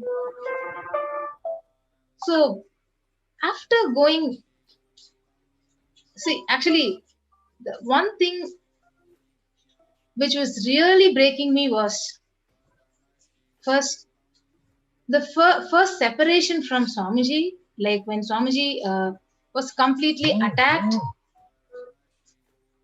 And second thing was when I went back home, the people who literally groomed me, who literally were like taking care of me, they asked me one question. Like one of my uncles, he asked me, have you been to that room where Swamiji was there with that lady, and have you ever gone to that room? And has Swamiji behaved inappropriately with you? So that was the breaking moment. So I could not even handle, because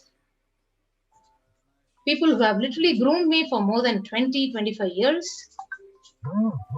and doubting me and Swamiji, and in fact they themselves are devotees, and asking me such cheap questions and using abusive languages. So it is not only the question, it is using more and more abusive languages, calling me like when I stopped answering them, they started telling me like, don't act, and I know what prostitution you did there. So all these hate speech, abusers, and calling Swamiji with names, with bad names. So everything, like literally, I completely broke, and I didn't know what to do. First thing is like moving out of my own house. That was a shock. Second thing, the place where I am in, where I grew up, that place is a hell for me now. I'm not able to handle people. So literally, I locked myself in a room in my house for more than 3 months. I never came out of the room. I slept, I ate, I was there in the room, and I never came out and never spoke to anyone. So till Swamiji came out of the prison, it was like complete mental torture, and that depression, like even now I cannot forget that, like how much I had to go through. Like every day when I go to bed, I used to literally cry for 1 or 2 hours, saying, Swamiji, how are you, where are you, so what is happening, what is happening in the ashram? Because literally in the house they didn't allow me to have any communication, like either phone or internet. Like all the communication was stopped, and every day I used to receive some messages from the relatives. Yes, what happened, what did you do there, have you been there to that place where Swamiji was there? So all these things I literally could not handle. That those days was, there's no words to explain, because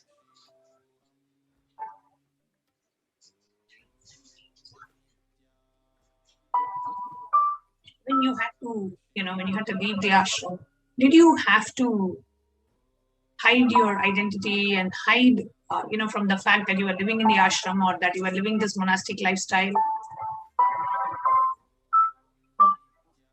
so when I was in Adinam, like I was initiated into the first level of Brahma Brahmacharyam. So when I went out, even when I was traveling back home or when I was in my Purvashram house, I could not wear the mala, and I was wearing the saffron cloth inside my color clothes. So I literally had to hide, and I can't tell Swamiji's name. I can't take his name anywhere. Like, even though I'm not going out, so there are people contacting me, coming and seeing me. Oh, she's back at home. So what she's doing? What happened there? Is she safe? So literally, it is worse than a virginity test. So I can tell you, like your own relationships asking you, are you a virgin? Indirectly. So that is the worst ever thing a woman can face. Being displaced from my own house. So I took this decision to live with Swamiji, and I'm a major, I'm an adult. I wanted to live with Swamiji, but when I was displaced from my own house and I went back to the so-called house where I was living in for more than 25 years, and that was hell to me. So that is where I broke completely, and I could not handle it at all.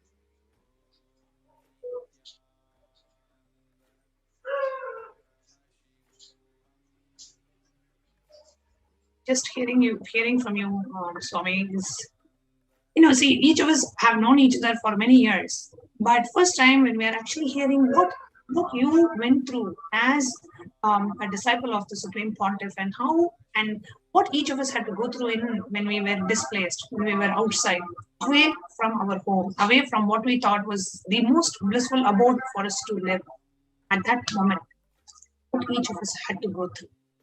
Finally, today, we have the United Nations, recognizing the persecution of the Supreme Pontiff.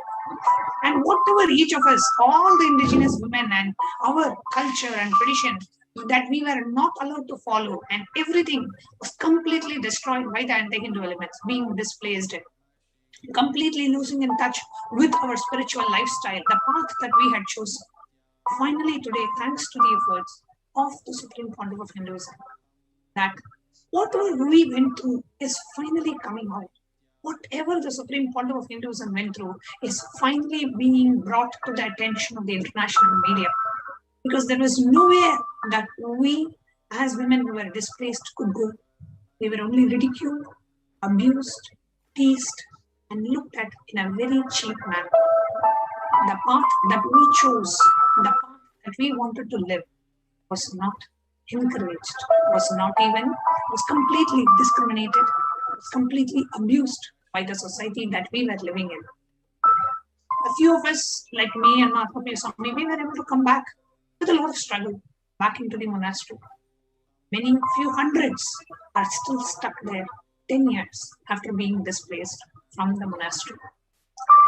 Today, thanks to the effort of the Supreme Pontiff of Hinduism, at least we are having the justice. We are having this truth being brought out to the world. We were not even able to share a word of it until now outside. But thanks to the efforts of the Supreme Pontiff, that we are able to bring this out. So we will be continuing in the subsequent segments of this program to come forward and share the various different aspects of the persecution on the indigenous women of Kailasa, on the indigenous traditions of Kailasa, and on the Supreme Pontiff of Hinduism in Kailasa, His Divine Holiness, Nithyananda Paramahansa. With the deep gratitude at the divine lotus feet of the Supreme Pontiff, we will now be continuing this segment, and more we will be sharing every day this part of the segment. Om Purnamada Purnamidam Purnat Purnamudachyate Purnasya Purnamadaya Purnamevavasishyate. Om Shanti Shanti Shanti. Hari Om Tat Sat. Sarvam Bhagavat Shri Nithyananda Paramashiva Paduka Arpanamastu. Om Nithyananda.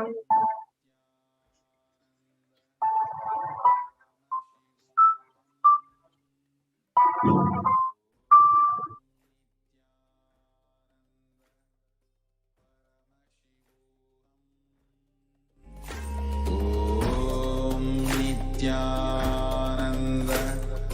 Paramashivoham.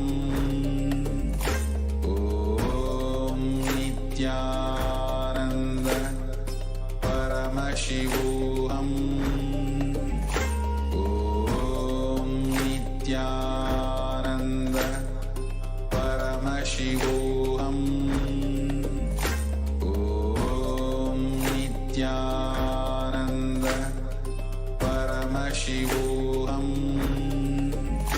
ॐ नित्यानन्द परमशिवोऽहम् ॐ नित्यानन्द परमशिवोऽहम् ॐ नित्यानन्द परमशिवोऽहम् ॐ नित्यानन्द परमशिवोऽहम् ॐ नित्यानन्द परमशिवोऽहम्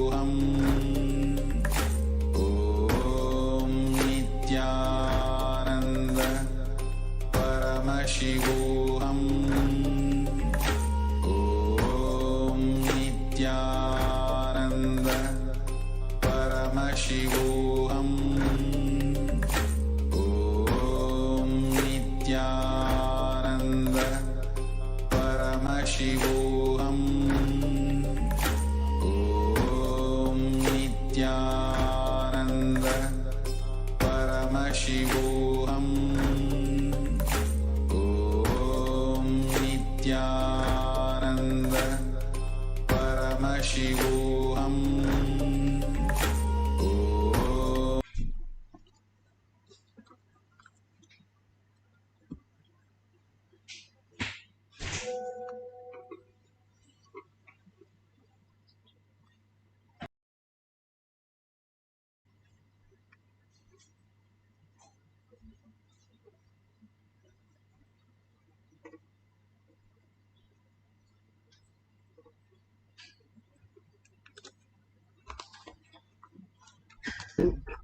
His Divine Holiness, Bhagavan Nithyananda Paramashivam.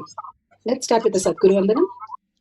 Nithyanandam Paramasukhanam Kevalam Jnanamurtim Dvandvatitam Gaganasadasham Tattamasyadi Lakshyam Ekam Nityam Vimalamachalam Sarvadi Sakshi Bhutam Bhavatitam Trigunarahitam Sadgurum Tam Namami. Let's go through the disclaimers. Security measures. No photography, video, audio recording. Important cautions.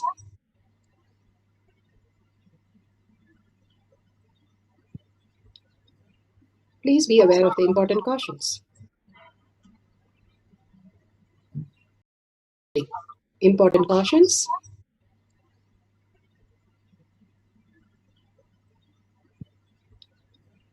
Please be aware of the important cautions.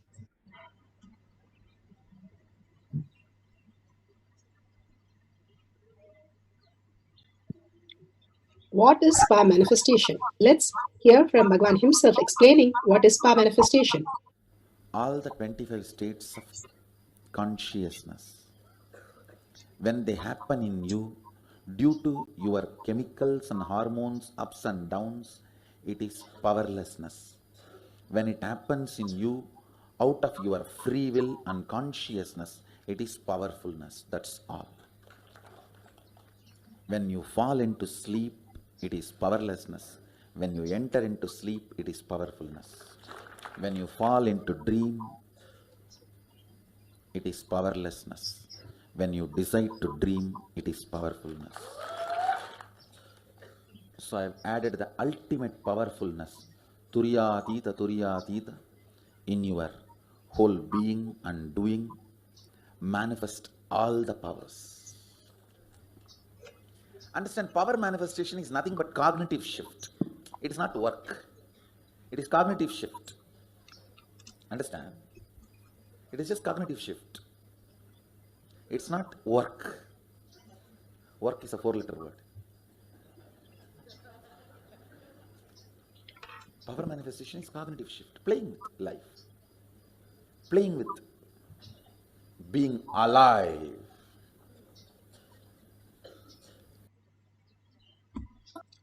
Bhagavan beautifully explained what is power manifestation, how it is being alive, auspiciousness, abundance, and more you are living in your reality. This is a science.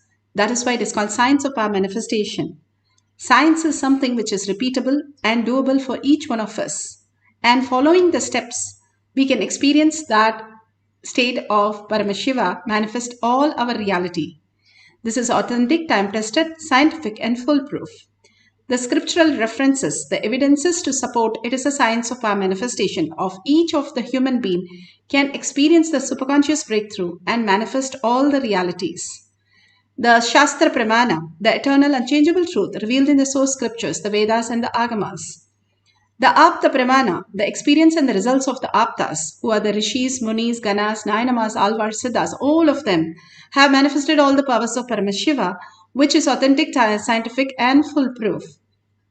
Atma Pramana, account of His Divine Holiness Bhagavan Nithyananda Paramashivam, this millennium's avatar's personal experience of each power manifestation. Bhagavan's very own Leela, mapping to the Shastra Pramana and Apta Pramana. Bhagavan has beautifully given us the scientific study and the authentic study of how he can be a human and manifest all the superconscious breakthrough and become the superconscious being. Shakshi Pramana, the experience of the millions of disciple devotees, followers all around the world manifesting the powers of Paramashiva. Bhagavan has beautifully said, whoever comes to the Kailash courtyard, this very program, I myself will be present and manifest through them, each one of us, and giving the beautiful initiation and beautiful blessing for each one of us to manifest our abundance and auspiciousness. Pratyaksha Pramana, the scientific study measuring the effect of being in the enlightened state, that is the thoughtless space. And beautifully, Bhagavan has told us that each one can experience the thoughtless space, even for few seconds, can manifest all these powers. And if we are able to hold it for a prolonged time, we can experience the enlightened state, the ultimate oneness with Paramashiva. Understanding the higher consciousness, how we understand different realities as deep sleep, as dream state, and Bhagavan beautifully gives us the powerful space of consciousness, the Turiya state. For us to experience all these possibilities are also residing in us. And let's go to the Shastra Pramana for the power of nature. This is from Vijnana Bhairava Tantra. Vijnana, consciousness, Bhairava, one who experienced the consciousness, and Tantra is the method, how we have the scientific labs, where we have the method to follow and manifest the powers of Paramashiva. Here, Bhagavan has beautifully constructed the lab for consciousness, building the conscious ship, the collective integrity that he is building for each one of us to manifest the highest reality. All of us manifesting the higher consciousness, the superconscious breakthrough in the humanity will start happening.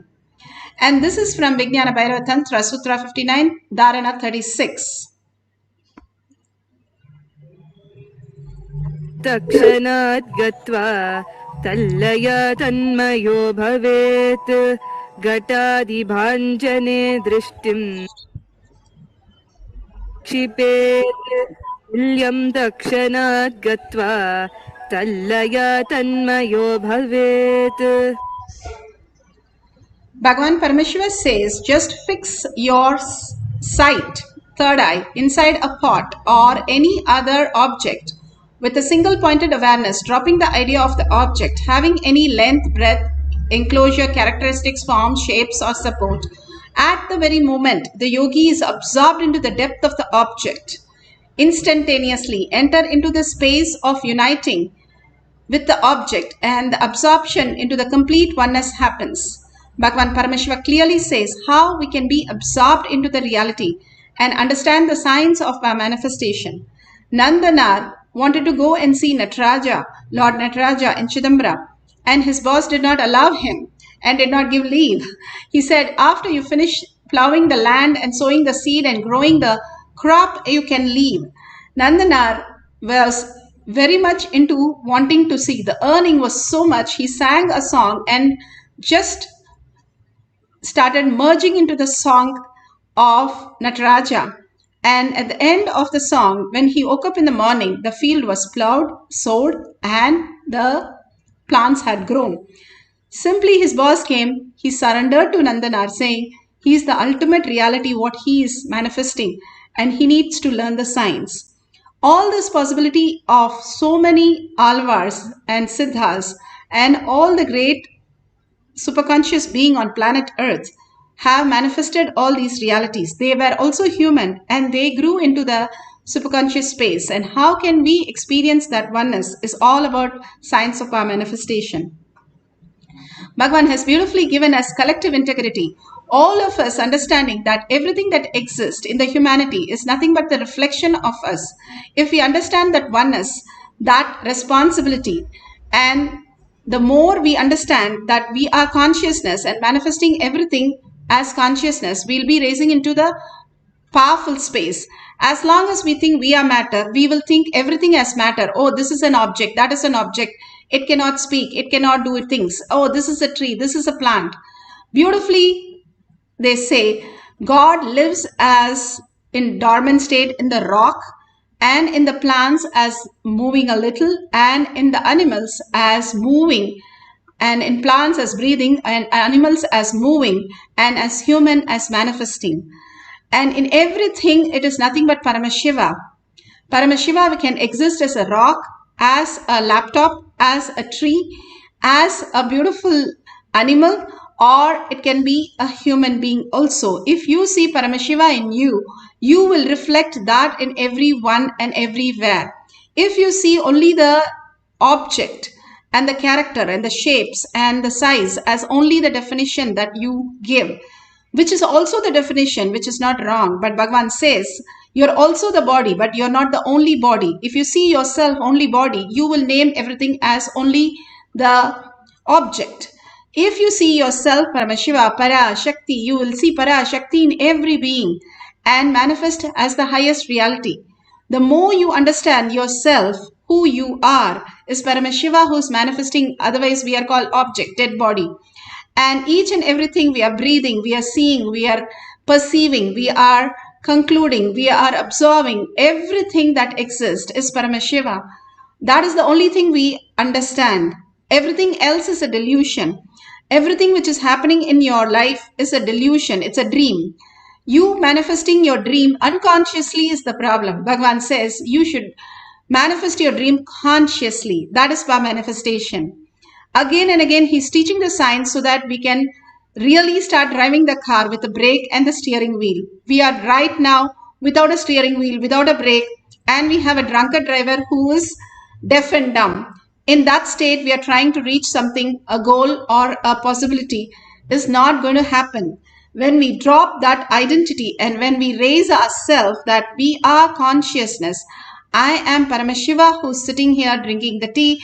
I am Paramashiva watching the television. I am Paramashiva watching the video, watching the classes and manifesting the reality. I will understand, oh, I'm really Paramashiva. Instead of the life giving us different turns and realities, and then we wake up to the consciousness, it's we who can inspire ourselves into the higher reality, continuously hold the oneness space and be in that bhava, simply will manifest as the higher science, auspiciousness and abundance is waiting for us to be in the reality, for us to be showered. And that will happen to each one of us when we realize our own space is Paramashiva space. Let's go to the Apta Pramana. Apta Pramanas are the Rishis, Munis, Ganas, Nayanamas, Alvars who have manifested the powers.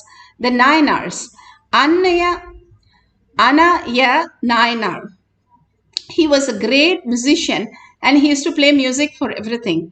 One day he played the music of Panchaksharam in the flute. He was so much engrossed in the music, he became the music, and Devatas started coming down to listen to his music. And Shiva himself comes down to listen to his music and blessed him and took him to Kailasa. The Kailasa is the inner space in us which manifests as reality. There is something which in us, all of us, which we can experience as reality, is the Kailasa space. Atma Pramana, Bhagavan himself shares the powerful cognition for us to understand the higher reality, how we Some exist. people completing them. Just understand, Mahadeva comes down to beg. What a scene it is. He goes round and takes away all the incompletions, radiating the space of completion and giving them. When Mahadeva goes to beg, he gives more than what he receives. Remember, repeat. When Mahadeva goes for begging, he gives more than what he receives.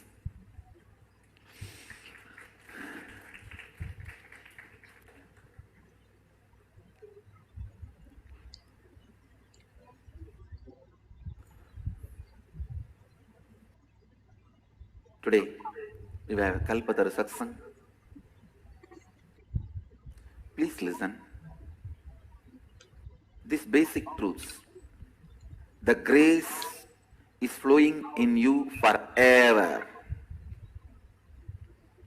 Life is flowing in you just to make your life as you want. Life is not sadistic. Life is not life negative.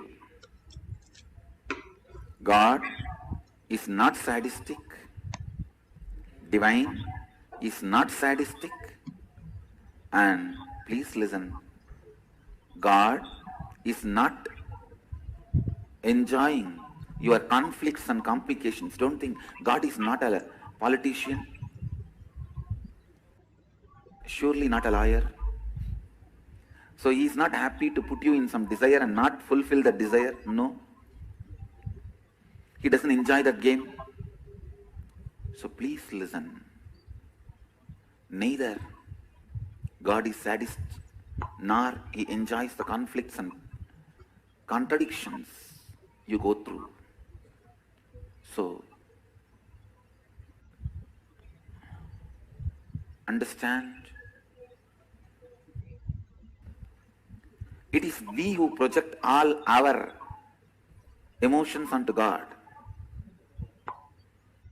I have always seen, just a few days before, our devotees only, one husband and wife, both of them came to the ashram. Wife ran away from the house and came to the ashram. Some problem in the house. Husband also came. Both have their version. Husband says wife is depressed. Wife says no, he is torturing me. All I did is I just waited. Because whoever carries the problem, they will naturally not be able to keep quiet here. So in few days if you observe, we will know where the problem is. Now I found out it's the problem on the wife. Because she is projecting the same abusive behavior which she puts on the husband on me. I could see, not only on me, on everyone around. With whoever she sees, talks. I started laughing. No, now we know where the problem is. And we can sort it out. That's all. Same way, we also put our ideas on God. God itself, God himself is not sadist. He doesn't enjoy the conflicts. So please listen. If you are able to wake up in the morning and if you are able to breathe, understand, his grace is there on you. He wants you to fulfill your life as you want. He wants you to fulfill your life as you want. So when you are fulfilled, Cosmos celebrates with you. When you are expanding, Cosmos dances with you. When you are expanding, Cosmos sings with you. It celebrates with you. So first thing, you need to have this as a basic cognition. Please listen. This is the basic cognition you need to have. God is graceful. His grace overflows in our life. How much ever you deny with multi-million arguments or trillions of arguments, the truth is the truth is the truth. The whole human society is suffering so much because its very existence is built on the wrong cognition. It is built on the wrong cognition. See, the whole Western civilization is built on the cognition. You have to conquer the nature. The whole Eastern civilization is built on the concept. You have to enjoy the nature, celebrate the nature. Because from the beginning we believed nature is supporting life. Nature wants us to be here. The trust level between us and the nature was so high. Even if we had to die in some natural calamities, we only felt, oh, this body is getting cleansed so that we will come back with another one body. The whole attitude was different. But unfortunately, in the Greek civilization, the whole attitude was conquer the nature, master the nature, go against the nature. So naturally, that attitude replicated in the relationship with human beings, relationship with everything. Please listen. Nature is the first God you encounter. God's first representative you encounter. There are 4 representatives of God. 1, nature. Second, the avyakta, unmanifested nature. We can call that as a God, unknown. Third, your own individual soul. Please listen. Your own individual soul is representative of God. Listen. It's very important for you to understand this. Avyakta, unmanifested. Nature, the manifested. Your own soul and Guru. These are the 4 representatives of God you encounter in the life. Nature is the first representative you face, because till you meet God, you will not meet you. Till you meet Guru, you will not meet you. Only when you meet the Guru, he introduces you and God both simultaneously to you. Till you meet Guru, you won't meet you, you won't meet God. So the first representative you meet is nature. Your relationship with nature establishes a pattern how you are going to relate with God, Guru, and your own self. So beautiful. Bhagavan spoke about how you recognize yourself. The first time you meet yourself is when you meet the Guru. The Guru is really the embodiment of who you are, the Paramashiva space in you. Everybody else shows your incompletion, confusion, chaos. They are a reflection of that. Guru is the representative of your reflection of consciousness. Your consciousness, which you're earning to see, that becomes the reality. Here the Balasans beautifully explains how the rose plants in Gurukul, they simply drop the thorns because they drop the anger in them. Each of them has given the rose plants, and they have to manifest the power of dropping the thorns by showing there is no anger inside. And from that cognitive understanding, collective integrity, that they understand everybody is a reflection of them and their own source comes in different forms, shapes, colors, and levels of consciousness. If they understand that, they are going to drop the thorns, and simply the pants becomes part of us. Everything is a part of you, everything that exists. The ones which you know, ones you don't know, everything is a part of us. And we are the manifest of our reality. When we understand that ultimate sense, the ultimate reality, if we can manifest the whole universe, yes, we can manifest the whole universe. The Siddhas, the avatars, all of them know the science, and they are here to teach that science for each one of us to wake up from this dream, which is unconscious, and get into the conscious space of Paramashiva, manifesting the whole reality, whole consciousness, how we can exist as the ultimate superconscious beings. Now let's go to the guidelines for manifesting the power of asking the plants to drop a leaf. If you have a money plant or some plants at home, they listen to your conversation. They even say yes or no. They answer to your question. If you're really confused, you can try talking to them and they will simply answer the question. They listen to you more than you listen to them. They know exactly what's going on. So if you have a plant, you can bring the plant. If you don't have a plant, you surely have trees around your house. You can ask one of the trees or one of the plants around your house to share the leaf today with you. That is to give you a leaf just by asking, understanding that what we perceive is not just the object plant, but there is consciousness. There is breathing happening in the plant, the photosynthesis which is happening, which is the God creation, which is happening as manifestation in the plant. So that is something which you can connect to because you are consciousness. You are consciousness and you can relate to it, and simply it will start manifesting as your reality when you connect to it more than a plant, just as consciousness. And you can manifest any reality when you humbly surrender to the plant and ask the plant to drop the fruit or the leaves for you. And that leaf has to be green leaf. More and more you are in oneness with the nature, you can simply say how to command the nature, and in not out of arrogance but out of just submissive humbleness and understanding how you can control. Bhagavan beautifully says the science is, if you can control the water in your eyes, you can control any water body in the planet Earth.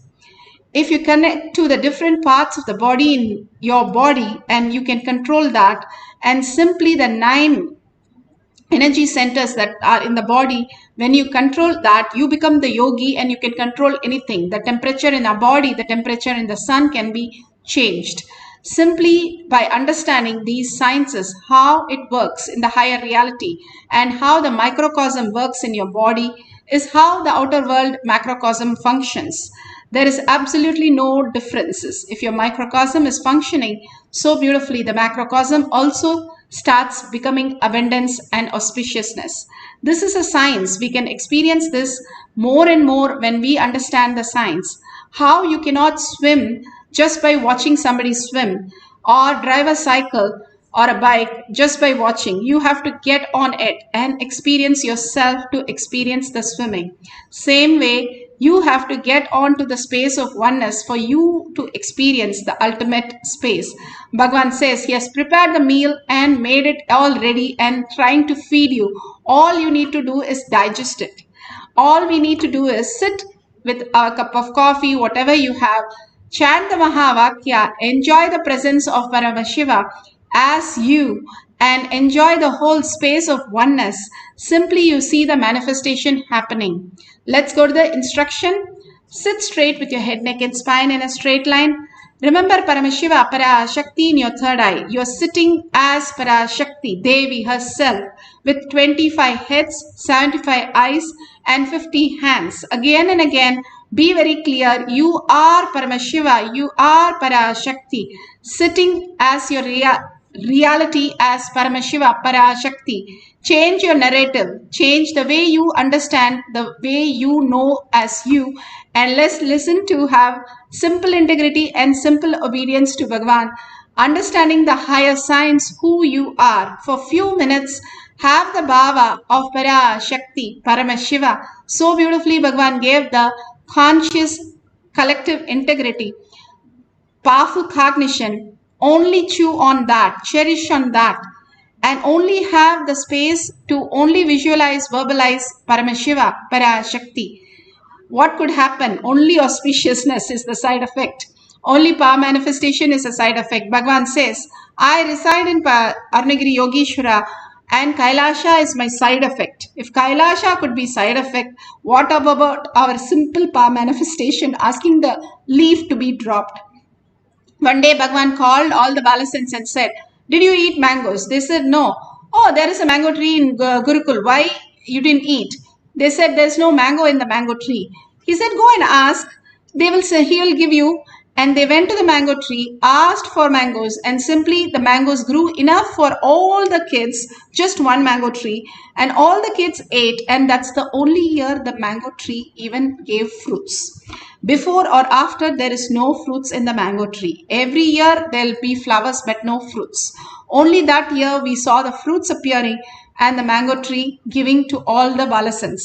The beautiful space of oneness that Paramashiva resides in each one of us, when we trust it completely, simply we see a new reality opening up. Let's change our grand narrative, only collective integrity, that everything that we see, perceive ourselves is Paramashiva.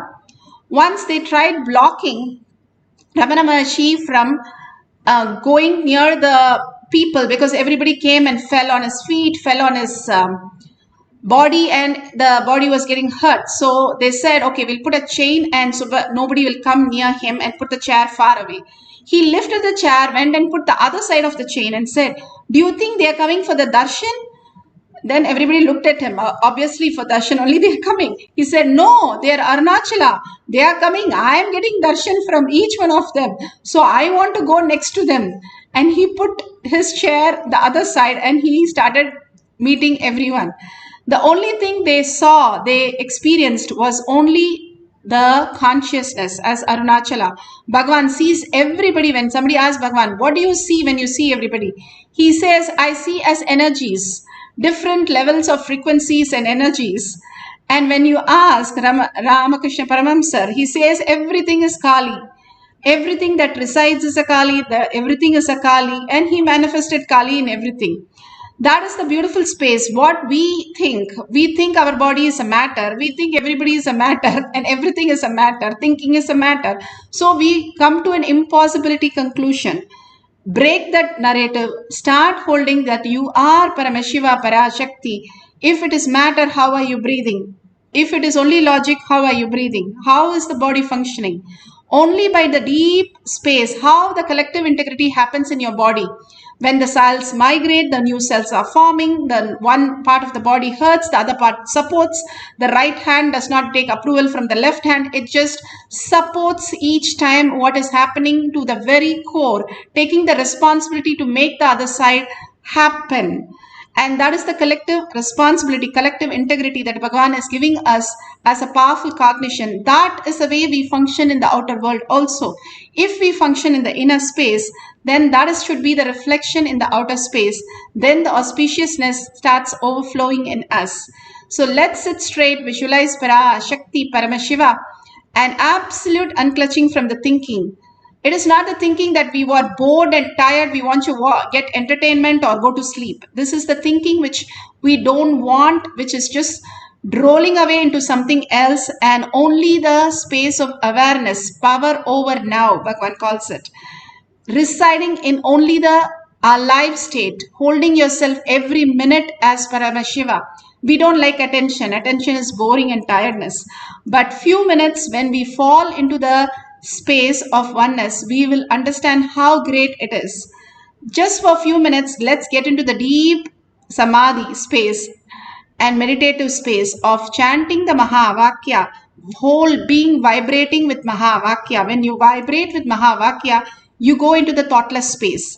When you're in the thoughtless space, simply you are in the bhava of Parashakti. Parashakti manifests as powers, which is auspiciousness, healing, and abundance, and the manifestation of whatever you want becomes reality, even for few seconds, Bhagavan says. And scientifically also they have proven how even few seconds you are in the thoughtless space, simply you can manifest higher science and higher reality. Download, whether it is Einstein, Newton, or anyone, all have only downloaded and discoveries and inventions. So only that 1 second, one click of the thought, which became the discoveries. So please reside in holding that space of oneness for few minutes with Para Shakti. That is the Tyaga, giving up everything and being only integrated to Guru. That is the ultimate space of oneness. Being in that bhava and chanting the Mahavakya intensely, not just listening to the computer, but also you chanting. Put away your gadgets for a few minutes, chant the Mahavakya intensely and manifest the powers of Paramashiva. And talk to the plants and simply ask the plants to drop, and you'll see that beautifully it drops when you entangle with the superconscious being, Paramashiva himself. You're going to entangle with Bhagavan, chant the Mahavakya deeply, and start manifesting the power of nature. Let's start chanting Mahavakya. Nithyananda Paramashivam. Nithyananda Paramashivam. Nithyananda Paramashivam. Nithyananda Paramashivam. Nithyananda Paramashivam. Nithyananda Paramashivam. Nithyananda Paramashivam.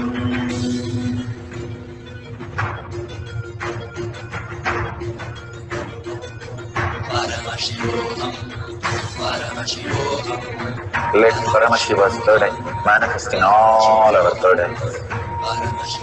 Let the Amritapur, let the Vani open up, manifest in all of us.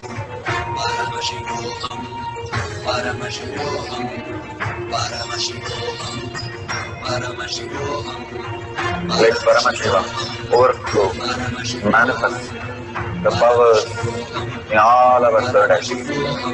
Om Jnananda Paramashivam. Om Jnananda Paramashivam. Om Jnananda Paramashivam. Om Jnananda Paramashivam. Om Jnananda Paramashivam. Om Jnananda Paramashivam. Om Jnananda Paramashivam. Om Jnananda Paramashivam. Om Jnananda Paramashivam. Om Jnananda Paramashivam. Om Jnananda Paramashivam.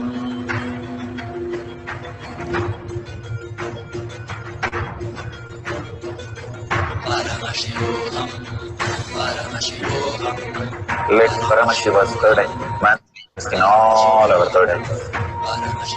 Let the Amritapur, let the Vani open up, manifest in all of us.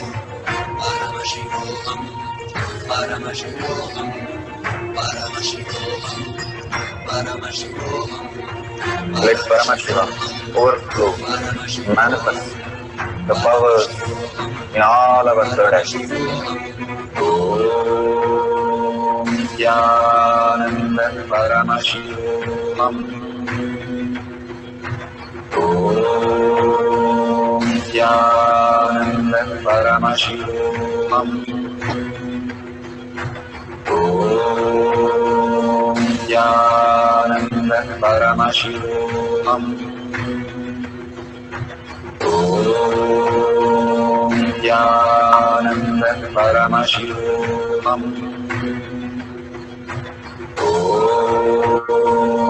Jnananda Paramashivam. Om Jnananda Paramashivam. Om Jnananda Paramashivam. Om Jnananda Paramashivam.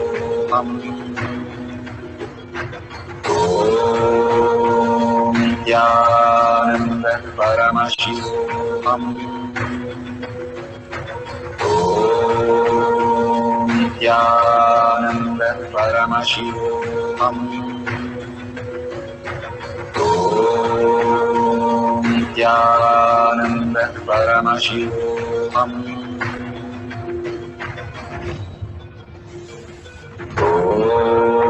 Om Jnananda Paramashivam. Om Jnananda Paramashivam. Om Jnananda Paramashivam. Om Jnananda Paramashivam. Om Jnananda Paramashivam. Om Jnananda Paramashivam. Om Nityanand परमशिवोऽहम् ॐ नित्यानंद परमशिवोऽहम्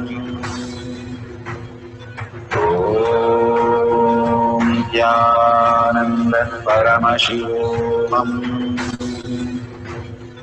ॐ नित्यानंद परमशिवोऽहम्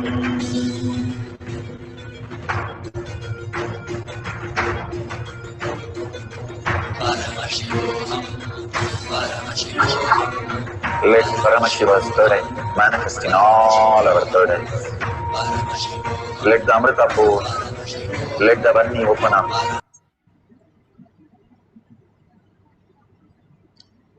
So beautiful.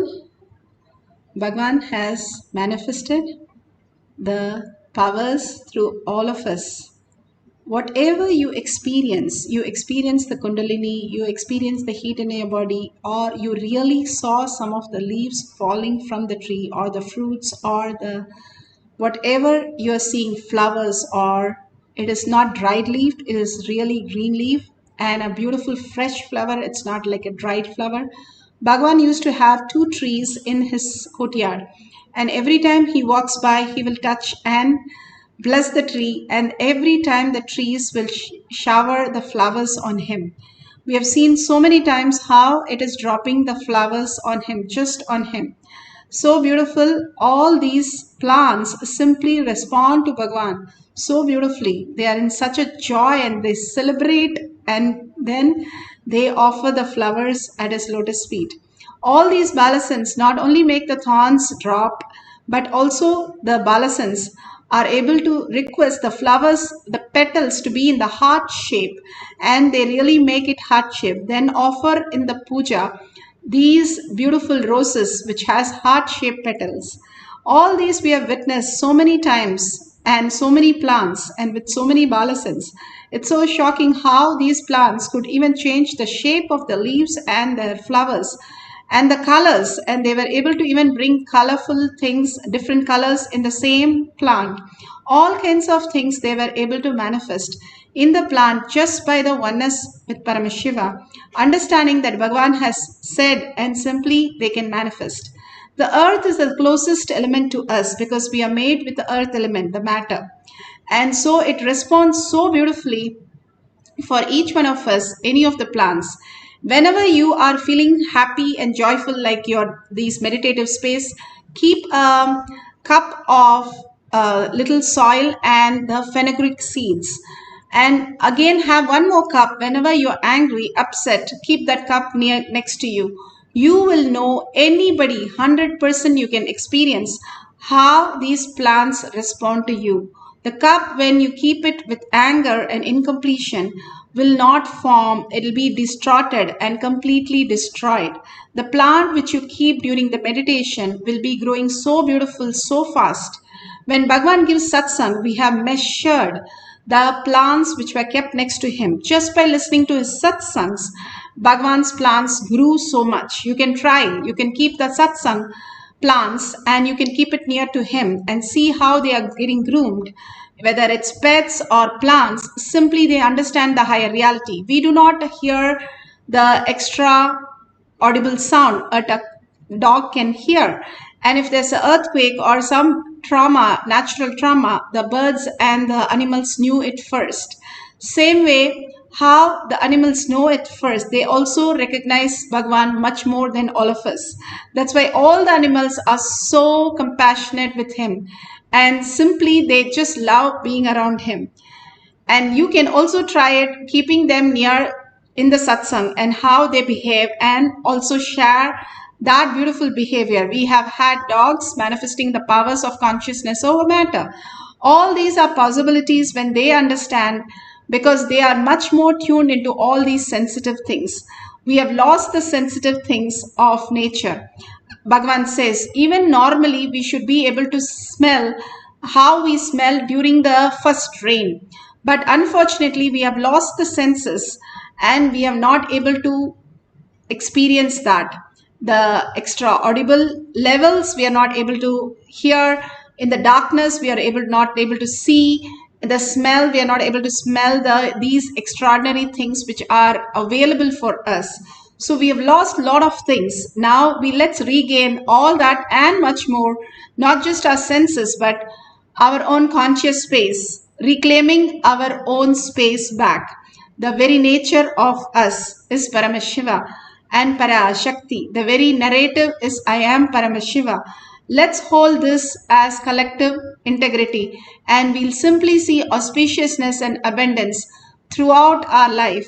Let's have one more cycle and let's deeply connect to Bhagwan and the plant and understand it's not just a matter of plant, it is consciousness.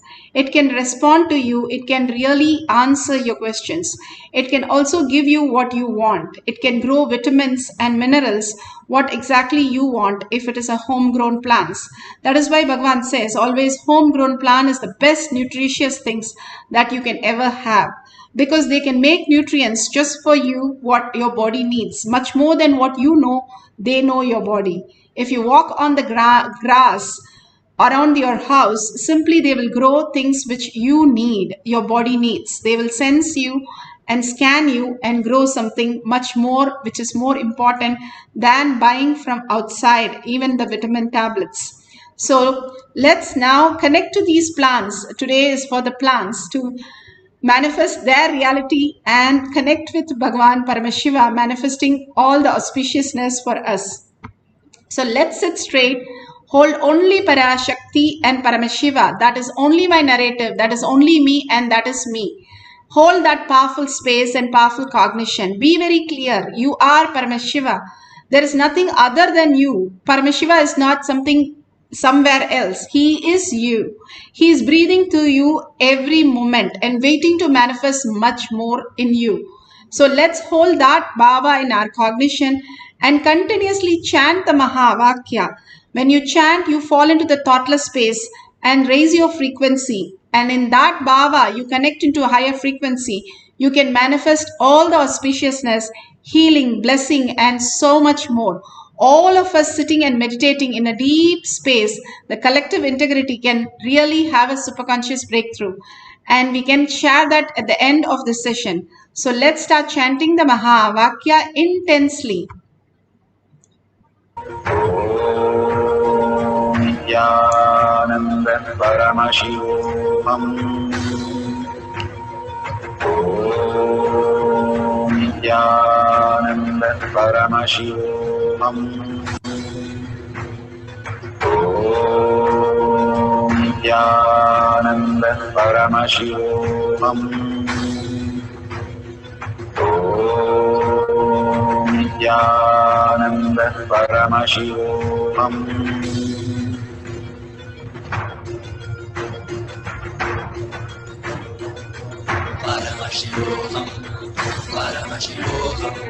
Let Paramashiva's third eye manifest in all our third eyes. Let the Amrita pour, let the Vani open up, manifest in all of us.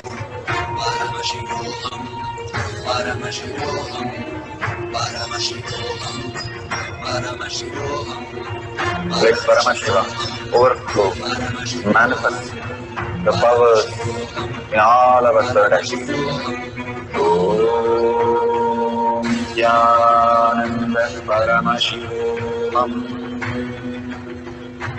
Om Nithyananda Paramashivoham. Om Nithyananda Paramashivoham. Om Nithyananda Paramashivoham. Om Nithyananda Paramashivoham. Om Nithyananda Paramashivoham. Om Nithyananda Paramashivoham. Om Nithyananda Paramashivoham. Om Nithyananda Paramashivoham. Om Nithyananda Paramashivoham. Om Nithyananda Paramashivoham.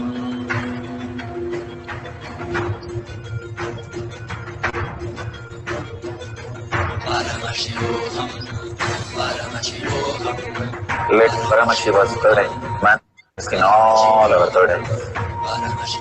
Let the Amrita pour, let the Varni open up, manifest in all of us.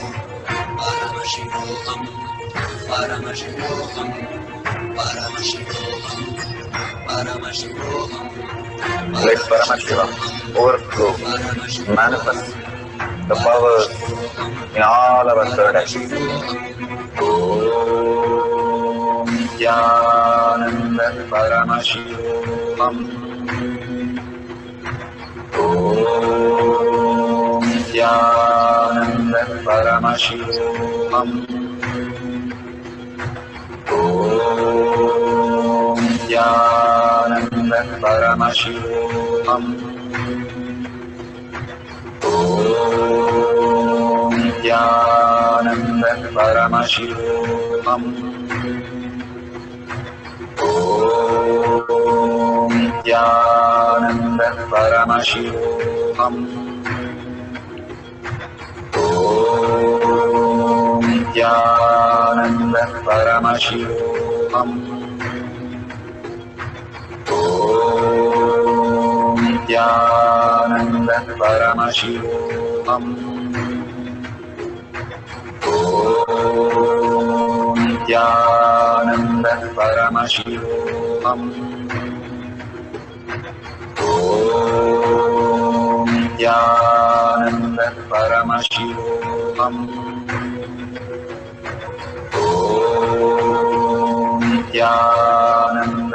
Paramashivoham. Om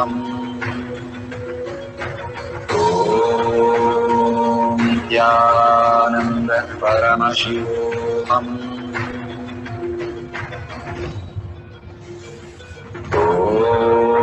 Om Nithyananda Paramashivoham. Om Nithyananda Paramashivoham. Om Nithyananda Paramashivoham. Om Nithyananda Paramashivoham. Om Nithyananda. So beautiful. Now let's all verify it authentically. If you have a picture, take a picture. If your plants have responded or you have anything to share, please share in tinyurl.com/power manifestation. If all of us thank Bhagwan and whatever he's showering through satsang, pre-satsang, the blessings, the initiation, power manifestation, auspiciousness, abundance, your whole narrative starts changing. You become Paramashiva, you become superconscious being. You are divine, Bhagavan says. You are not human experiencing divine, but you are divine in the human body experiencing that. Bhagavan beautifully says how we exist. Bhagavan shows us who we are, what we are, and how we exist as Paramashiva, as reality. Hold that narrative and manifest your reality as abundance and auspiciousness. You are Paramashiva, Para Shakti, and share that to the world so you can heal so many millions of them. And also Bhagavan says extreme power manifestation is extreme causing. You can cause others' reality is nothing but your reflection of you. If you are able to command yourself that you are Paramashiva, you will be able to see Paramashiva in each one of them, who's also manifesting as the higher signs, higher superconscious beings. And living with the superconscious beings is the ultimate space. If everybody is like Swamiji and Bhagwan, what other life we want? It's such a beautiful thing that Gopikas experienced that with Krishna. All the Gopikas had their own Krishna in physical form. They were able to manifest because they saw only Krishna in them. So they merged into Krishna, created the Krishna, and lived with Krishna as their reality. All of us can experience that, and that is reality, and all that is possible with all these references given very beautifully. And if you see a dollar sign at the end of the YouTube, drop a dollar, whatever you want to offer as a gratitude to Kailasa. All that you are showering, all that Bhagwan is showering on each of us, you are thanking Bhagwan for with that dollar. It can be as minimum as a unit. Don't feel shy. Don't feel like, oh, what is it happening if I pay it or not? No, it makes a difference. Every time, even a drop of water can overflow a bucket. Same way, each time you keep dropping a coin, suddenly you'll see something else opening up and showering on you. The beautiful story of how Adi Shankara goes for the Madhukari Bhiksha and he gets just one gooseberry. And because of the space she was in, he just showered the golden gooseberries. And that is what we now understand, how when you understand the other person in hunger and you offer even the last thing that you have, simply the heaven showers. And that is the beautiful space when you understand, you offer a coin every time, you get showered because your expansion is in your inner space that reflects as the outer space reality. Even the gratitude, when it comes from such an understanding, why we are offering what we are offering, why we are doing what we are doing, to experience the Paramashiva space is the only context. And understanding how that context relate to each one of the things that Bhagavan is giving and following in simple integrity and simple obedience makes us more and more manifest powers. So with this, thanking Bhagwan and surrendering all the power manifestation and powerful cognition to Bhagwan's lotus feet, and thanking each one of you, all of hundreds of you are sitting and meditating in a deep meditative space. Thank you each and every one of you. And with that, let's end this with a Purna mantra. Om Purnamada Purnamidam Purna Purnamudashyate Purnasya Purnamadaya Purnameva Vashishyate. Om Shanti Shanti Shanti.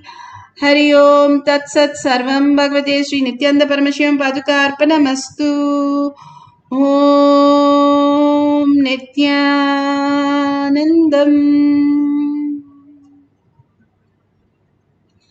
Thank you so much. See you again after the next satsang, next darshan, and next blessings.